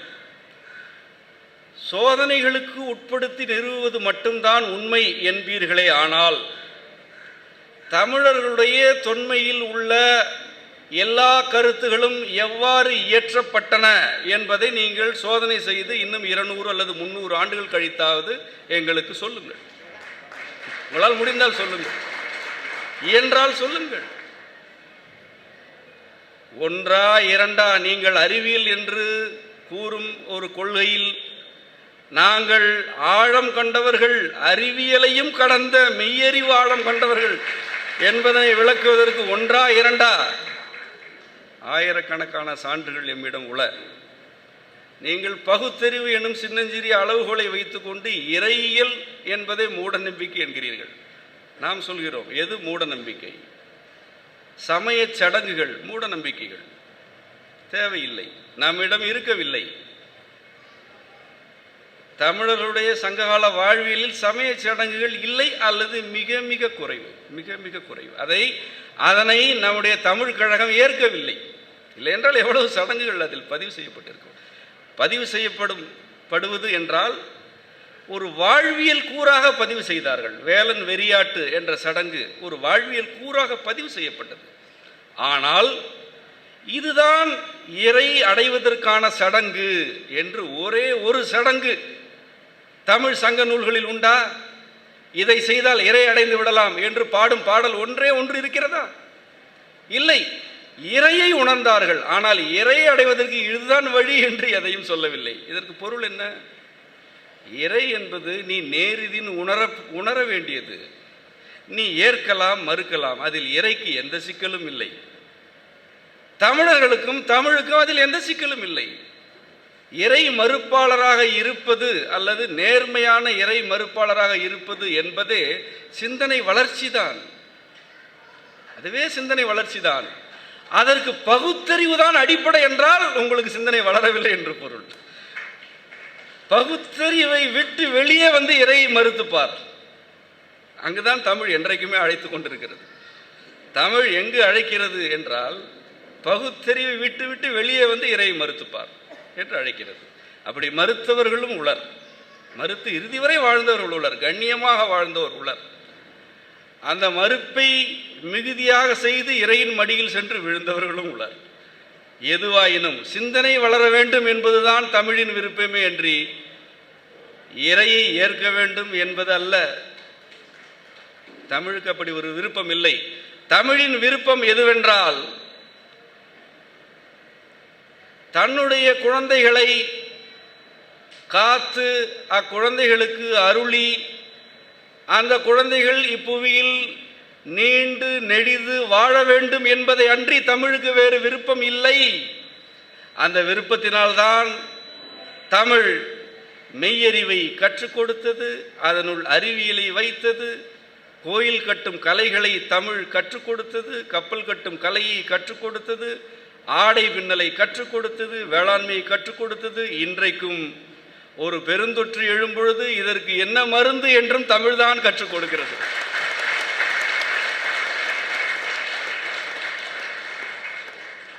சித்தர்கள் உணர்ந்து உரைத்த கருத்துகள் தானே வாதம், பித்தம், கபம் என்பவை. சித்தர்கள் என்போர் யாவர்? முழுமுதற் கடவுளாகிய அம்மையப்பரை உணர்ந்து ஏற்றுக்கொண்டு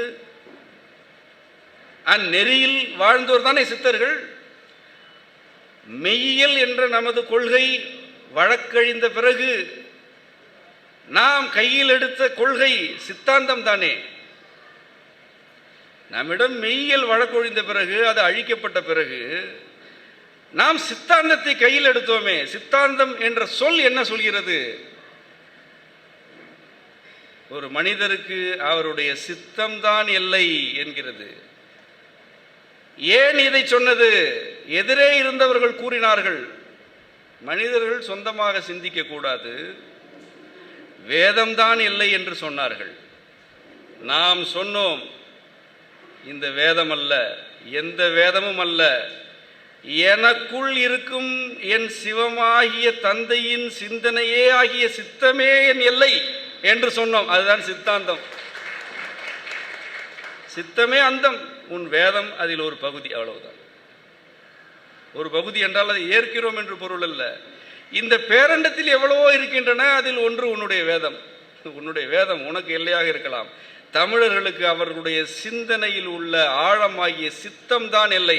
அவர்கள் ஒருபோதும் ஓய மாட்டார்கள், எந்த நூலை கண்டு மயங்க மாட்டார்கள் என்பதுதான் சித்தாந்தம் என்ற சொல்லுடைய பொருள். அந்த சித்தாந்திகள் சடங்குகளை எதிர்த்தார்கள், பிறப்பு பாகுபாடுகளை மறுத்தார்கள், போராடினார்கள். அவர்களைத்தான் நாம் 63 ஆலயங்களில் வைத்து வழிபடுகிறோம். அந்த 63 பிறப்பு பேதங்களை எதிர்த்தவர்கள் என்பதை மறந்து விடாதீர்கள். அந்த 63 தமிழுக்காக உழைத்தவர்கள் என்பதையும் மறந்து விடாதீர்கள். அந்த 63 வைதீகத்தை எதிர்த்தவர்கள் என்பதை எப்பொழுதுமே நினைவில் வைத்துக் கொள்ளுங்கள். 63 அந்த 63 அடக்குவதற்கு வாய்ப்பற்ற ஒரு அடங்காத மெய்யறிவாளராகிய மாணிக்க வாசகரும் வைதிகத்தை மிக கடுமையாக எதிர்த்து களங்கண்டு வெற்றி பெற்றவர்கள். அவர்கள் தோல்வி அடையவில்லை. வைதிகத்தை எதிர்த்தார்கள், பௌத்தத்தை எதிர்த்தார்கள், சமணத்தை எதிர்த்தார்கள். நம்முடைய சங்ககால செழுமை மரபு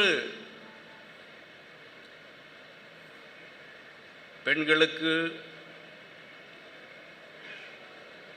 வழங்கிய இடம் என்பதை விட பெண்களுக்கு அது ஏற்கனவே எப்பொழுதும் வைத்திருந்த இடம் என்று கூற வேண்டும். அது மிக உயரியது. மானுடவியலாளர்கள் தாய் வழி சமூகத்தை பற்றி எழுதுவார்கள். ஆனால் தமிழர்களுடைய வரலாறு தாய் உரிமை சமூகத்தை வைத்திருக்கிறது. இந்த இரண்டும் வேறு. ஒரு பெண் பல ஆண்களோடு புணர்ச்சி கொண்டு பிள்ளையை பெற்றெடுக்கிறாள். இந்த பிள்ளைக்கு தந்தை யார் என்று தெரியாது. ஆகவே அந்த பிள்ளை தாய் வழி பிள்ளை என்று அழைக்கப்பட்டது. இது மானுடவியல் தொடக்கத்தில் ஒரு நிலை. இது தாய் வழி. தமிழர்களுடையது தாய் உரிமை சமூகம். ஒரு பெண் ஒரு ஆணுடனோ அல்லது வேறு பல ஆண்களுடனோ புணர்ச்சி கொண்டாலும் அவள் பெற்றெடுத்த குழந்தையின் மீதும் சமூக அமைப்பின் மீதும் அவளுக்கு உரிமை இருந்தது என்பதுதான் தாய் உரிமை. பெண்ணுக்கு உரிமை இருந்தது. இதனை பல சான்றுகளால் நிறுவலாம். நாம் ஏற்கனவே இவ்வாறான கட்டுரைகளை இயற்றியிருக்கிறோம். ஒரே ஒரு சான்றினை கூறினால் பொருத்தமாக இருக்கும். களவு மனம் கற்பு மனம் என்பதனை நீங்கள் அறிவீர்கள். ஒரு ஆணும் பெண்ணும் களவாக புணர்ச்சியில் இருக்கிறார்கள், உறவாடுகிறார்கள். இந்த தகவல் பெண்ணை பெற்றவர்களுடைய குடும்பத்திற்கு தெரிய வேண்டும். அதற்கென்று சில வழிமுறைகள் இருந்தன. இந்த பெண்ணை பெற்றவர்களுடைய குடும்பத்தில் அந்த தகவல் தாய்க்குத்தான் தெரிவிக்கப்படும் என்று தொல்காப்பியம் சொல்கிறது. தாய்க்குத்தான் தெரிவிக்கப்படும். அதன் பிறகு தாய் என்ன செய்வாள்? திருமண ஏற்பாடுகள் எல்லாம் செய்கிறாள். செய்துவிட்டு இறுதியாக தந்தைக்கும் சகோதரனுக்கும் தகவல் சொல்கிறாள். இப்படியே பதிவு செய்திருக்கிறார்.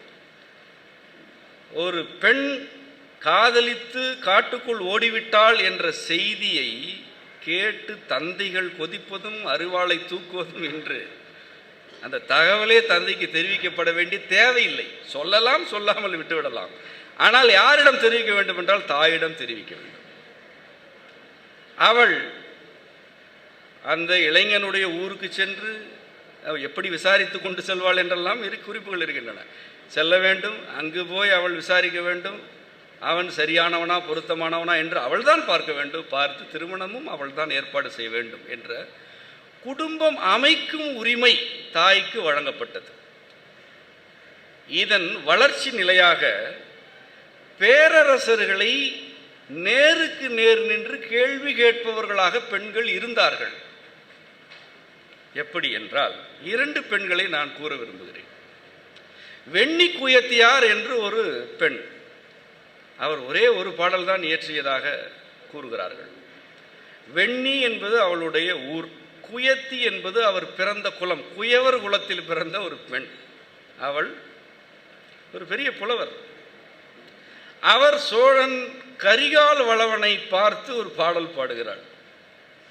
அந்த பாடல் பாடும் சூழல் எதுவென்றால், சேரமானுக்கும் கரிகாலனுக்கும் போர் நடக்கிறது. இருவருமே பெரிய வீரர்கள், பெரும் படையினர். இதில் கரிகால் வளவன் வெற்றி பெறுகிறான். அவன் அப்படிப்பட்ட ஒரு வீழ்த்த முடியாத வீரன். அவன் ஒரு கற்பனையில் ஒருவனை நாம் நாயகனாக விளங்கிக் கொள்வோம் என்றால் அவன் கரிகாலனாகத்தான் இருப்பான். அப்படிப்பட்டவன் அவன். வணிகத்திலும் அவன், கப்பல் வணிகத்தில் அவன் கரை கண்டவன், போரிலும் கரை கொண்டவன். இதனை இந்த வெண்ணி குயத்தி என்ற பெண் குறிப்பிடுகிறாள், பாடலிலேயே குறிப்பிடுகிறாள். அவனுக்கு எதிரே நின்று பாடுகிறாள், நீ யானைகளையெல்லாம் ஒரு பழக்கு வித்து ஒரு பெரிய யானைப்படை வைத்திருக்கும் வீரன், உன்னுடைய கப்பற்படை என்பது ஒப்பிடுவதற்கு வாய்ப்பற்ற அளவுக்கு அருமையானது. உன்னுடைய வீரத்தை எவ்வளவுதான் வியப்பது. அந்த சேரமான் இருக்கிறானே, அவனை எதிர்த்து நீ போர் புரிந்து வென்றாய். அவனோ மிகப்பெரிய வீரன், அவனையே நீ வீழ்த்தி விட்டாய். நீ பெரிய வீரன், இங்குதான் வருகிறாள். நீ பெரிய வீரன், ஆனால் நீ நல்லவன் அல்ல. வெண்ணி குயத்தி கரிகாலனுக்கு எதிரே நின்று பாடிய பாடல். நீ வீரன், அவன் நல்லவன். நீ ஒரு நல்லவனை வீழ்த்தி இருக்கிறாய், மறந்து விடாது. நின்னிலும் நல்லன் அல்லனோ, நீ இவ்வளவு பெரிய வீரன், ஆனால் அவன் உன்னை விட நல்லவன் அல்லவா என்று ஒரு பெண், குயவர் குலத்தைச் சேர்ந்த பெண், பேரரசன் கரிகாலனுக்கு எதிரே நின்று பாடல் பாடினாள். அந்த பாடலை கரிகாலன் ஏற்றுக்கொண்டான். அவன் ஏற்கவில்லை என்றால் அது அவைக்கு வராதே. அந்த பெண்ணுடைய பாடலை அவன் ஏற்கிறான். அந்த பாடல் பாண்டியர்களுடைய சங்கத்திற்கு வருகிறது. சங்கத்தை சோழர்கள் நடத்தவில்லை, பாண்டியர்கள் நடத்துகிறார்கள். நீங்கள் படிக்கும் ஒவ்வொரு தமிழ் கழக பாடலையும் பாண்டியர்கள் தான் அரங்கேற்றினார்கள். ஆனால் அந்த ஒவ்வொரு பாடலும் பாண்டியர்களை பற்றியா கூறுகின்றது? இல்லை. ஒரு சிற்றரசனை பற்றி பாடல், அது பாண்டியன் ஏற்பான். சோழர்களுடைய பெருமை, அதையும் பாண்டியன் ஏற்பான். சேரர் பெருமை, அதை பாண்டியன் ஏற்பான். அவ்வளவு ஏன், ஒரு குயவர் வீட்டு பெண் பாடுகிறாள், அதையும் பாண்டியன் ஏற்பான். அவன்தான் தமிழின் தலைமகன். இதுவல்லவோ தமிழ் தலைமை, இதுவல்லவோ தமிழ் ஆளுமை. இதனினும் பொறையுடைமை வேறு உண்டோ? சேர மன்னன் ஒரு பெருங்கடலாக படையெடுத்து தகடூர் நோக்கி வருகிறான். தகடூர் என்றால் இன்று உள்ள தருமபுரி. அவனுடைய படை கரூரை தொட்டு, எங்கிருந்து, சேர நாட்டிலிருந்து புறப்பட்டு கொங்கு மண்டலத்தை எல்லாம் மூழ்கடித்து அவ்வளவு விரிந்த படையாக வருகிறது. கரூரை தொட்டு நாமக்கலுக்கு வந்து கொல்லிமலையை கடந்து, கொல்லிமலையிலிருந்து சேலத்தை கடந்து தகடூரை நோக்கி செல்கிறது என்றால் அந்த படையுடைய அளவு என்ன, அதனுடைய விரிவு என்ன என்று கற்பனை செய்யுங்கள். அவ்வளவு பெரிய படை வந்து நின்று அதியமானை தோற்கடித்து விட்டது. இவளோ அவ்வையோ அதியமானுடைய மிக மிக ஆழ்ந்த நெருக்கமான உறவில் இருப்பவள். என்னுடைய புலால் நாற்றமுடிக்கும் தலையை நீ வருடி விடுகிறாயே என்றெல்லாம் பாடல் பாடியவள் அவள். உன்னிடம் கொஞ்சம் கல் இருந்தால் அந்த கொஞ்சம் கல்லை எனக்கு குடித்து என்னுடைய போதையை கண்டு நீ மயங்குவாய் என்று அதியனுக்கும் தனக்கும் உள்ள உறவை பாடியவள் ஒரு பெண். அவள் ஒரு அந்தணர். அவள் அந்தணர் என்று தமிழர்களால் மதிக்கப்பட்ட பெண், இன்று மதிக்கப்படும் பெண். அந்த பெண் இந்த போரை பார்க்கிறாள். அதியமான் ஈட்டி எய்யப்பட்டு மரணமடைந்து போகிறாள். அவளால் ஏற்கவே முடியவில்லை. அதியமான் கொல்லப்படுவான் என்று அவள் கற்பனையே செய்யவில்லை. சேர பேரரசனும் இதனை ஏற்கவில்லை. அவனுக்கும் இது நோக்கம் அல்ல. சில சூழல்களால் அந்த போர் நடந்துவிட்டது. பல புலவர்கள் சென்று சேரனிடம் முறையிடுகிறார்கள், சண்டையிடுகிறார்கள். இப்படி நீ அதியமானை கொண்டிருக்க வேண்டாம், அவன் அவ்வளவு சிறப்பானவன், அவன் உனக்கு எதிரி அல்ல என்று சொல்கிறார்களால் நடந்துவிட்டது. இந்த சேர மன்னன் என்ன செய்கிறான்? அதியமானுடைய இறுதி சடங்குகளை நானே முன்னின்று நடத்துகிறேன் என்று சொல்கிறான். இவன் தான் கொலை செய்தான். இருவருமே அவ்வளவு மோசமாக போரிட்டு கொண்டார்கள். எதிரி வீழ்ந்தான் என்று அவன் மகிழ்ச்சி அடையவில்லை. ஐயோ, ஒரு நல்லவனை, அற நெறியின்படி வாழ்ந்தவனை நான் வீழ்த்த வேண்டிய சூழல் வந்து விட்டதே என்று வருந்தி அந்த வீழ்த்தியவனே இறுதி சடங்குகளை செய்ய வருகிறான். அங்கே வருகிறாள் அவ்வை. அந்த இறுதி சடங்கு நடக்கும் இடத்திற்கு வருகிறாள். வந்து சேர மன்னனை பார்த்து பாடுகிறாள், நீ அவனுக்கு எவ்வகையிலும் எந்த சடங்கும் செய்வதற்கு பொருத்தமானவன் அல்லவே. நீ ஏன் சடங்கு செய்ய வந்தாய்? எப்பொழுது அவன் இறந்தானோ அப்பொழுதே எல்லாம் முடிந்தது. இனி இந்த எலும்பிற்கு நீ என்ன செய்ய போகிறாய்? நீ எதுவும் செய்யாதே என்று அவ்வளவு பெரிய பேரரசனுக்கு எதிர நின்று, நீ ஏனடா எனக்கு என்னுடைய தலைவனுக்கு சடங்கு செய்ய வந்தாய் என்று சண்டையிடுகிறாளே. இப்படி ஒரு பெண்ணுக்கு ஒரு உரிமை இன்றைக்கு உண்டா? ஓரிடத்தில் உண்டா? ஒரு பெண் சோழ பேரரசனுடைய அவைக்கு சென்று நீ நல்லவனே இல்லை என்றாள். இன்னொரு பெண்ணோ ஒரு பெருங்கடலாக படையெடுத்து வந்து நின்ற பேரரசனுக்கு எதிராக நின்று கொண்டு, இவன் என் தலைவன். அவள் பல இடங்களில் என் ஐ என்பாள். ஐ என்றால் தலைவன். என் ஐ, என் தலைவன் இவன் என்று சொல்லிவிட்டு, இவனுக்கு நீயா சடங்கு செய்வது என்று தூற்றினாள். ஐயா, இதுவல்லவா தமிழ் மரம்? இதுவல்லவா பெண்களுக்கு தமிழர்கள் வழங்கிய உரிமை? வழங்கிய அல்ல, அவர்களுக்கு இருந்த உரிமை. இவையெல்லாம் வழக்கொழிந்து களப்பிரர்களிடமும் பல்லவர்களிடமும் தமிழர்கள் வீழ்ந்த பிறகு சங்ககாலம் ஒரு முடிவுக்கு வந்தது. அது முடிவுக்கு எழுந்த பொழுது தமிழர்கள் எதனை இழந்தார்கள் என்ற ஒரு கருத்தை சொல்லிவிட்டு உரையை நிறைவு செய்கிறேன். மூன்றாம் தமிழ்க் கழகம் வீழ்ச்சி அடையவில்லை, அது வீழ்த்தப்பட்டது.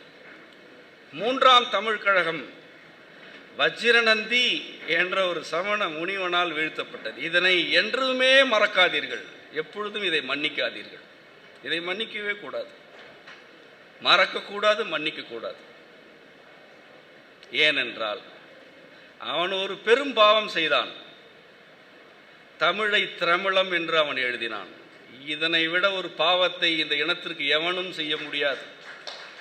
எந்த தமிழை ஓரறிவதுவே உற்றறிவதுவே என்று உலகத்திற்கே உயிரின தோற்றத்தை பதிவு செய்த தமிழை அவன் திரமிழம் என்று எழுதினான்.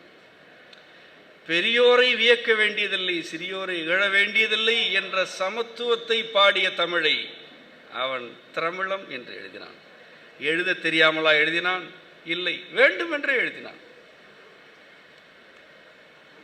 களப்பிரர்களுடைய ஆட்சியில் இருந்த ஒரு முனிவன் அவன். களப்பிரர்கள் தமிழர்களை அழிக்க வேண்டும் என்பதற்காகவே வந்தவர்கள். அவர்கள்தான் இங்கே வைதிக பிராமணர்களை பெரும் எண்ணிக்கையில் குடியமர்த்தினார்கள். இவற்றிற்கெல்லாம் பூலான்குறிச்சி கல்வெட்டு சான்றுகள் இருக்கின்றன, எண்ணற்ற சான்றுகள் இருக்கின்றன. பல்லவர்கள் தங்களை பரத்வாஜ கோத்திரத்தார் என்று அழைத்துக் கொண்டவர்கள். ஆரிய பிராமணர்களில் உயர்குலம் என்று கருதப்படுவதுதான் பரத்வாஜ கோத்திரம். பல்லவர்கள் தங்களையே பிராமணர்கள் என்று கூறிக்கொண்டவர்கள். இப்படிப்பட்டவர்கள் ஆட்சியில் தமிழ் திரமிழ என்று எழுதப்பட்டது. அது எழுதப்பட்டது மட்டுமா? அதில் திரமிழ சங்கம் என்று அவன் சொன்னான்.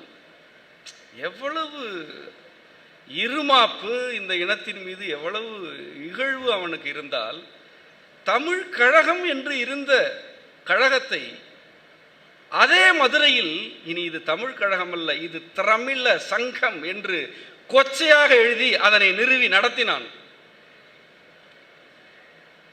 யானையை அடித்து துன்புறுத்தி பிச்சை எடுக்க வைப்பதை போன்றது தமிழர்களுடைய கழகம் அமைந்த மதுரையில் எதிரிகள் வந்து உட்கார்ந்து கொண்டு திரமிழ சங்கம் என்று இனி அழைக்க வேண்டும், தமிழ் கழகம் என்று அழைக்கக்கூடாது என்று நிறுவினார்கள். இதை நிறுவிவிட்டு அவர்கள் சில நூல்களை இயற்றினார்கள். அந்த நூல்களில் ஒன்றுதான் ஆச்சார கோவை.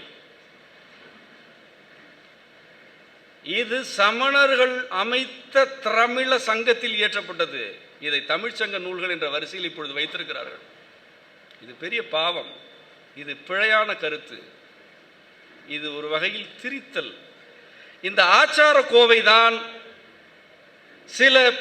சில குடிகளில் பிறந்தவர்களை பிராமணர்கள் தீண்டக்கூடாது என்ற விதியை எழுதிய முதல் தமிழ் நூல். அது தமிழில் இயற்றப்பட்ட நூலே அன்றி தமிழ் நூல் அல்ல. தமிழில் இயற்றப்படுவது அனைத்துமே தமிழ் அல்ல, அது தமிழில் இயற்றப்பட்ட நூல், அது தமிழ் நூல் அல்ல. தமிழர்களுடைய அறம் இல்லை, நெறி இல்லை, எல்லா உயிர்களுக்கும் சேர்த்து கருப்பொருள் வகுத்த அந்த நோக்கு இல்லை, எதுவுமே இல்லையே. நாங்கள் மரத்தை கூட கருப்பொருள் என்றோமே, நீ ஒரு மனிதனை தீண்டக்கூடாது என்றல்லவா கூறுகிறாய்? இதனைத்தானே நீ ஆச்சாரம் என்றாய்.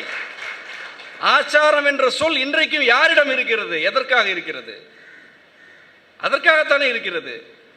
இந்த ஆச்சாரங்கள் எல்லாம் ஒரு கோவையாக தொகுத்த நூலுக்கு பேர் ஆச்சார கோவை. இந்த நூலை அரங்கேற்றியதுதான் இன்றைக்கு திராவிடம் என்று சொல்லப்படக்கூடிய திரமிழ சங்கம்.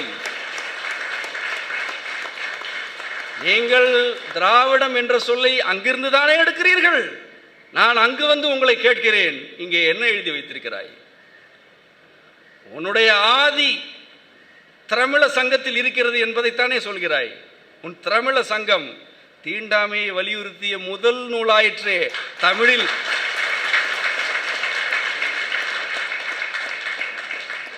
பிறப்புக்கும் எவ்வுயிர்க்கும் சிறப்பொவ்வா செய்தொழில் வேற்றுமையான் எனும் பொழுது செய்யும் தொழிலால் கூட எவனுக்கும் சிறப்பில்லை என்றல்லவா திருவள்ளுவன் சொன்னான். செய்யும் தொழிலால் கூட எவரும் சிறப்பு இல்லை என்று சொன்னானே. அந்தணர்களுக்கு அறுவகை ஒழுங்குகள் வகுக்கப்பட்ட பொழுது ஓத வேண்டும், நீ மட்டும் வைத்துக் கொள்ளக்கூடாது, ஓது விக்க வேண்டும். ஓதல் ஓதுவித்தல். உனக்கு ஒன்று புரிந்துவிட்டது, விளங்கிவிட்டது என்றால் அதை கற்றுக்கொடு, ஓதுவிப்பாய். வேட்டல் செய்ய வேண்டும், அதாவது இது வேண்டும், வாழ்க்கை வேண்டும், மழை வேண்டும் என்று வேண்டு, இறையிடம் வேண்டு, அதுதான் வேட்டல். நீ மட்டும் வேண்டிக் கொண்டிருந்தால் நீ ஒரு அதிகாரமாகி விடுவாய். எப்படி வேண்ட வேண்டும் என்று பிறருக்கு கற்றுக்கொடு, அதுதான் வேட்பித்தல். உன்னிடம் இல்லை என்றால் வாங்கு, ஏற்றுக்கொள். அரசர்களிடம் ஏற்றுக்கொள், குறுநில மன்னர்களிடம் ஏற்றுக்கொள், செல்வந்தர்களிடம் கேட்டு வாங்கு. வேண்டும் என கேள். ஒரு அந்தணன் தனக்கு வேண்டும் என்று கேட்க வேண்டும். அவன் கண்ணியம் பார்க்கக்கூடாது. ஏனென்றால் அந்தணன் எனப்படுபவன் அறத்தை கற்பிக்க வந்தவன், அவன் பெருமை பார்க்கக்கூடாது. என்னிடம் உணவில்லை, பசிக்கிறது என்று கேள், அகந்தையை தூக்கி வைத்து விட்டு போ. இதுதான் உனக்கும் பிறருக்கும் உள்ள வேறுபாடு. இப்படி நீ போய் கேள். உன்னிடம் நிறைய சேர்ந்து விட்டால் நீ வைத்து கொள்ளக்கூடாது, அதை ஈதல் என்ற 6வது ஒழுக்கத்தால் நிறைவேற்றிவிடு. வாங்கு, ஆனால் கொடுத்து விடு. ஓது, அதையும் கற்றுக் கொடுத்து விடு. வேண்டு, அதையும் கற்றுக் கொடுத்து விடு. இறுதியில் உன்னிடம் எதுவும் இருக்கக்கூடாது. இவன் தானே அந்தணன், இவன் தான் கபிலன். இந்த அந்தணர் வழியில் வந்தவள் தான் அவ்வை, இவள் தான் வெண்ணி குயத்தி. இந்த அந்தணர்கள் வாழ்ந்த தமிழ் கழகம் வச்சிரநந்தி என்பவனுடைய அடிமை தலைக்கு ஆட்பட்ட பிறகு ஆச்சார கோவை அல்லவா அரங்கேற்றியது. இதனைத்தானே சமணம் செய்தது.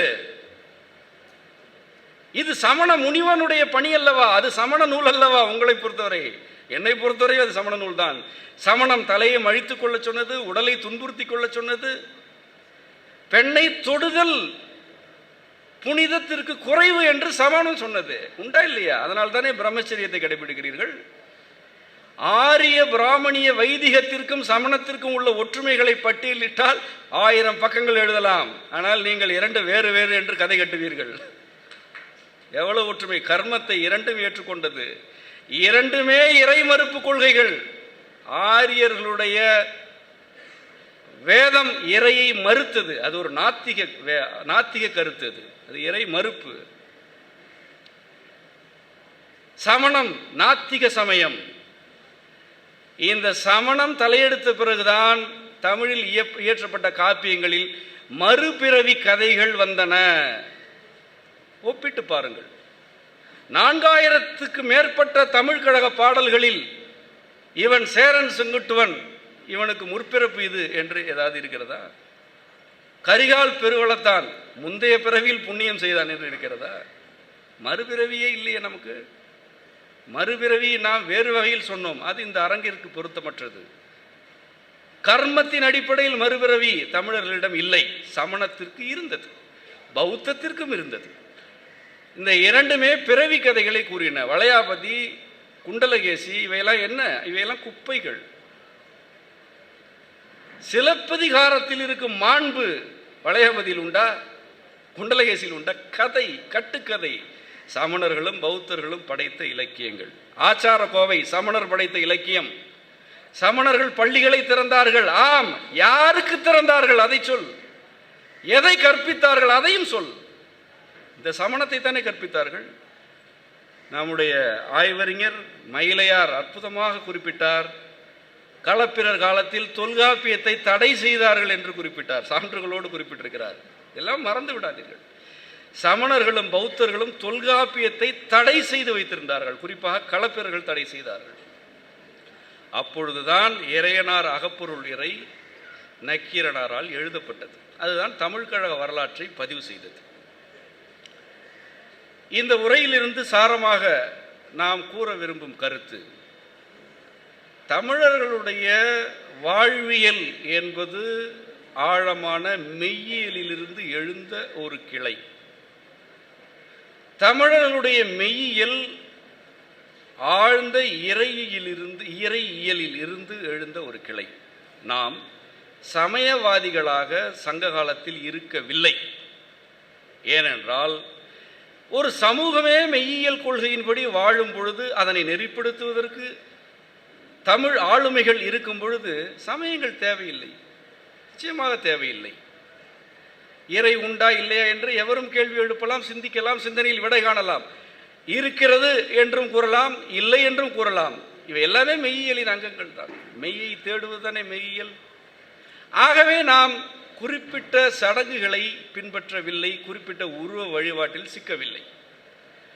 ஆனாலும் நம்மிடம் இறையியல்தான் அடிப்படையாக இருந்தது என்பதனை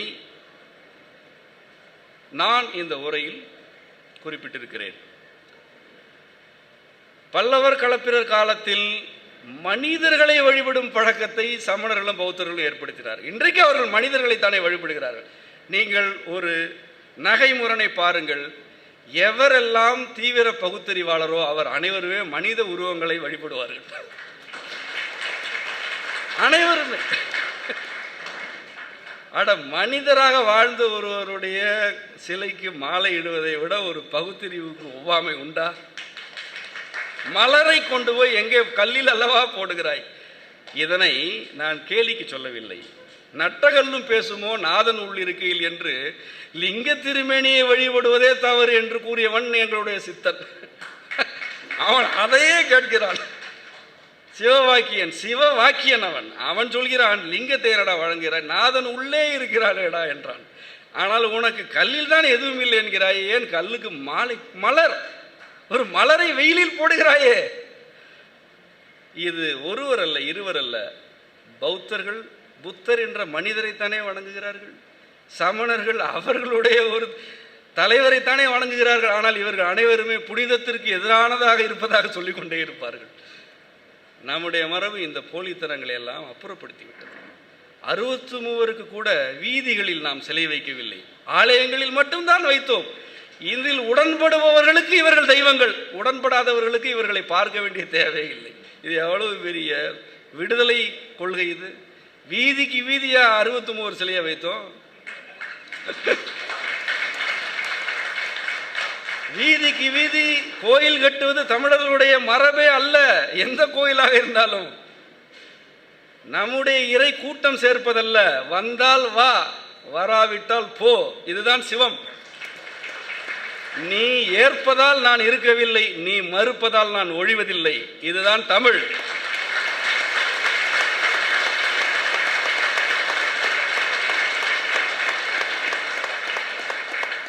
எது அசைவற்றதாக எப்பொழுதும் இருந்து கொண்டே இருக்கிறதோ அதுவே கருவாகிய சிவம் என்பது நம்முடைய இறையியல்.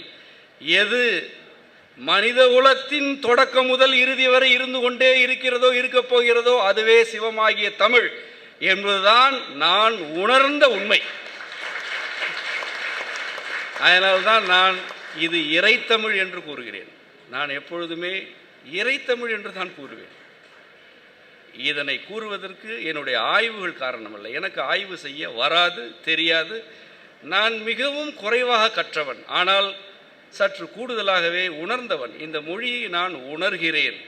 ஒவ்வொரு சொல்லிலும் இறையை நான் உணர்கிறேன். நம்முடைய தமிழர்களின் மெய்யியலில் உள்ள ஒவ்வொரு கூறும் எல்லா உயிர்களுக்குமான அறத்தை போதிக்கிறது, கற்பிக்கிறது என்பதனை நான் உணர்கிறேன். அவ்வகையில் சங்ககால தமிழர் வாழ்வியல் என்ற கருத்து நாம் மெய்யியல் கற்க வேண்டியவர்கள் என்ற ஒரு வேட்கையை நோக்கி நம்மை தள்ளும் கருத்து.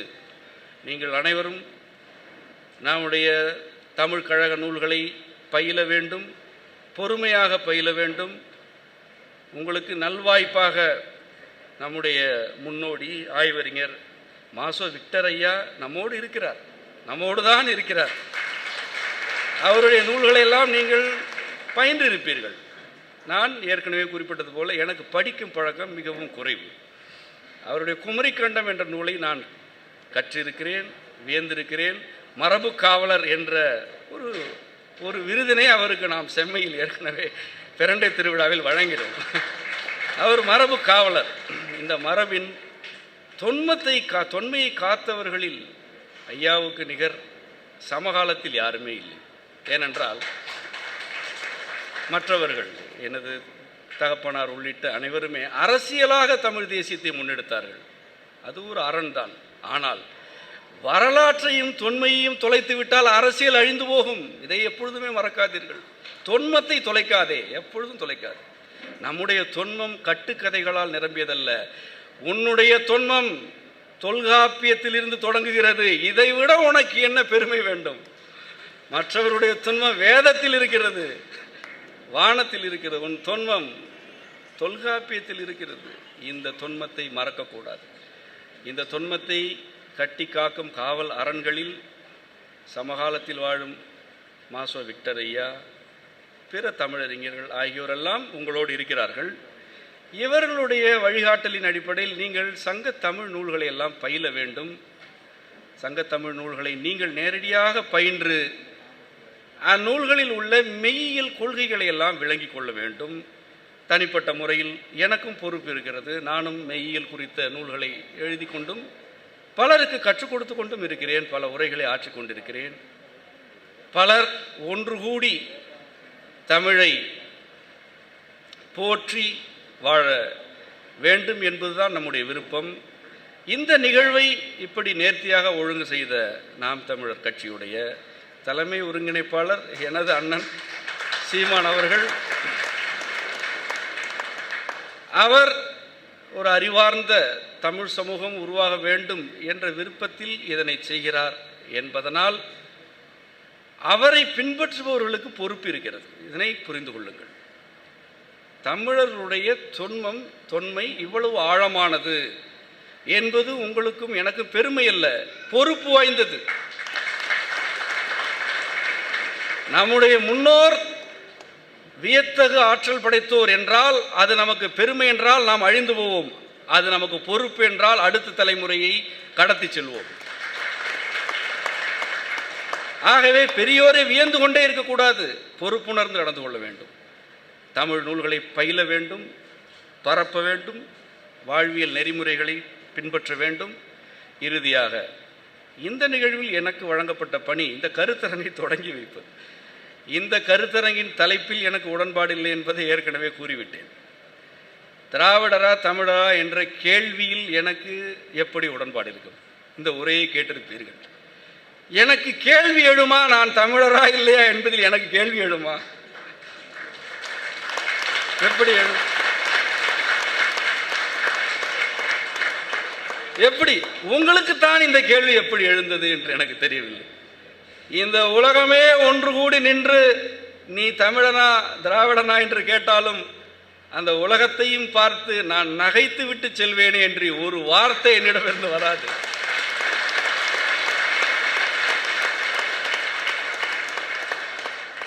ஐந்திரம் வகுத்த மயமாமுனியின் பிள்ளை, அந்த ஐந்திரத்தை பயின்ற தொல்காப்பியனின் பிள்ளை, ஔவையின் பிள்ளை, திருவள்ளுவனின் பிள்ளை, நாவுக்கரசரின் பிள்ளை, அந்த அம்மையப்பருக்கே பிள்ளை. தமிழராணி என்று கேட்டால் நகைக்குமா சினம் கொள்ளுமா? அது நகைப்புக்குரிய ஒரு கேள்வி. இதனை பெரிதாக எடுத்துக்கொள்ளாதீர்கள்.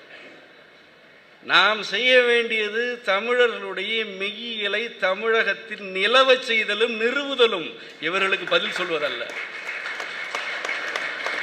நீ யார்? நீ ஒரு பேரரசனை எதிர்த்து நின்று பேசிய பெண்ணின் வாரிசு. நீ யாரிடம் எதிர்த்து கொண்டிருக்க? நீ யாரை எதிர்த்து நிற்கிறாய்? அவர்களெல்லாம் உன்னுடைய மனக்கண்ணில் கொண்டு வந்து நிறுத்து. நம்முடைய வெண்ணி குயத்தி கரிகாலனை எதிர்த்தவள் நீ எதிர்க்கிறாய. இவர்களெல்லாம் உன் கால் தூசுக்கு கூட பெருமானமற்றவர்களாயிற்று.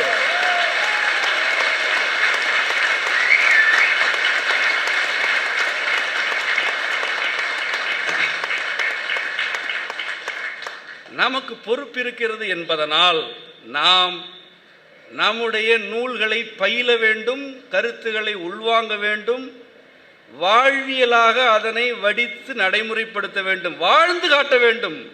வாழ்ந்து காட்டினால் நீ வீழ மாட்டாய், பேசி கொண்டிருந்தால் உன்னை வென்று விடுவான். வாழ்ந்து காட்டு. என்னை நன்றாய் இறைவன் செய்தான், தன்னை நன்றாய் தமிழ் செய்யுமாறே என்ற மந்திரத்தை இயற்றுகையிலேயே அந்த மந்திரத்தில் உள்ள அறிவியல், நுண்ணியல், வாழ்வியல் கொள்கைகள் அனைத்தும் சேர்ந்த ஒரு தொகுப்பிற்குத்தான் தமிழ் என்று பெயர் என்று திருமூலர் கூறியிருக்கிறார். திருமந்திரம் 3000 மந்திரங்களில் அறிவியலை, நுட்பவியலை, உளவியலை, உடலியலை, இன்னும் பல இயல்களை கூறுகிறது. இந்த எல்லா இயல்களையும் ஒரு சொல்லில் திருமூலர் குறிப்பிடுகிறார், தமிழ். இந்த ஒரு சொல்லில் தான் இவ்வளவு இயல்களும் இருக்கின்றன என்று திருமந்திரம் சொல்கிறது. திருமந்திரம் நேரடியாகத்தானே சொல்கிறார். இறைவன் என்னை தமிழில் செய் என்று கூறவில்லை, தமிழ் செய் என்று கூறினார். நான் வேறு, தமிழ் வேறு என்றால் தானே நீ என்னை தமிழில் செய்ய வேண்டும். நான் தானே தமிழ், என்னை நன்றாக தமிழ் செய். ஒரு களிமண் பாண்டமாவது போல இறைவன் திருமந்திரமானான், தமிழானான். பாண்டம் ஆன பிறகும் அது மண்தான். அதுதான் என்னை நன்றாய் தமிழ் செய். ஒரு மண்ணை பாண்டம் செய், மண்ணில் செய்யாதே, மண்ணை பாண்டமாக்கு என்பது மண் வேறு பாண்டம் வேறு என்ற இருமையை உடைப்பது. இதனால் தான் அவர் தன்னை நன்றாய் தமிழ் செய்யுமாறு என்றார். அப்படிப்பட்ட சித்தர் மரபின் பிள்ளைகளாகிய தமிழர்கள் தமிழாக வாழ்ந்து, தமிழை உணர்ந்து, வாழ்வியல் நெறிகளாக கடைபிடிக்கையில் எதிரிகளும் இங்கு வந்துதான் சேருவார்கள். இது உங்களுக்கு மிகையாக தோன்றும், நான் நம்பிக்கையில் பேசுவதாக கூட தோன்றும். நான் எதையும் நம்ப மாட்டேன். நான் எல்லாவற்றையும் கேள்விக்குள்ளாக்குபவன். அது வேறு. கடந்த காலத்தில் நம்மை எதிர்த்தவர்கள் 2 நிலைகளுக்கு ஆளாகி இருக்கிறார்கள். ஒன்று, இந்த தேசத்திலிருந்து துரத்தப்பட்டவர்கள், இது ஒன்று. இரண்டாவது, நம்மோடு கலந்தவர்கள். இந்த இரண்டாவதாக மாறப்போகின்றவர்கள் தான் இப்பொழுது பேசிக்கொண்டிருக்கிறார்கள். இதில் நமக்கு என்ன பொறுப்பு இருக்கிறது என்றால், இவ்வாறு கலப்போர் தம்முடைய வழக்காறுகளையும் தம்முடைய கொள்கைகளையும் நம்மிடையே சில நம்பிக்கைகள் வழியாக பரப்பி நிலைவரச் செய்து விட்டார்கள். இதனைத்தான் நாம் கண்டறிந்து களைய வேண்டும். ஆரிய வைதிகத்தின் கூறுகள் தமிழகத்தில் இருப்பது இப்படித்தான். நம்மோடு கலந்து தங்களுடைய கருத்துக்களை நிலைநாட்டி விட்டார்கள். அவற்றை களைய வேண்டும். தமிழ் களையும், தமிழர்கள் களைவார்கள். அந்த மனிதர்களை அல்ல, அந்த கருத்துக்களை. இப்பொழுது உள்ளவர்கள் நீங்கள் அல்ல, நாம் தெளிவாக தமிழர்களாய் தமிழாய் வினையாற்றினால் இப்பொழுது உள்ளவர்கள் நம்மோடு கலப்பதற்கு விண்ணப்பிப்பார்கள். அப்பொழுதும் கூட அவர்களுடைய சீர்கேடான கொள்கை கூறுகளை எல்லாம் களையும் அளவிற்கு நமக்கு திறனும் பொறுப்பும் வேண்டும் என்பதனை நினைவில் கொள்ளுங்கள். இந்த அளவோடு சங்ககால தமிழர்களுடைய வாழ்வியல் என்ற உரையை நிறைவு செய்கிறேன். நன்றி.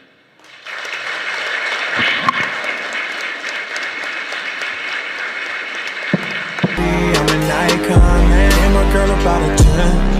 I should fuck her in the Benz.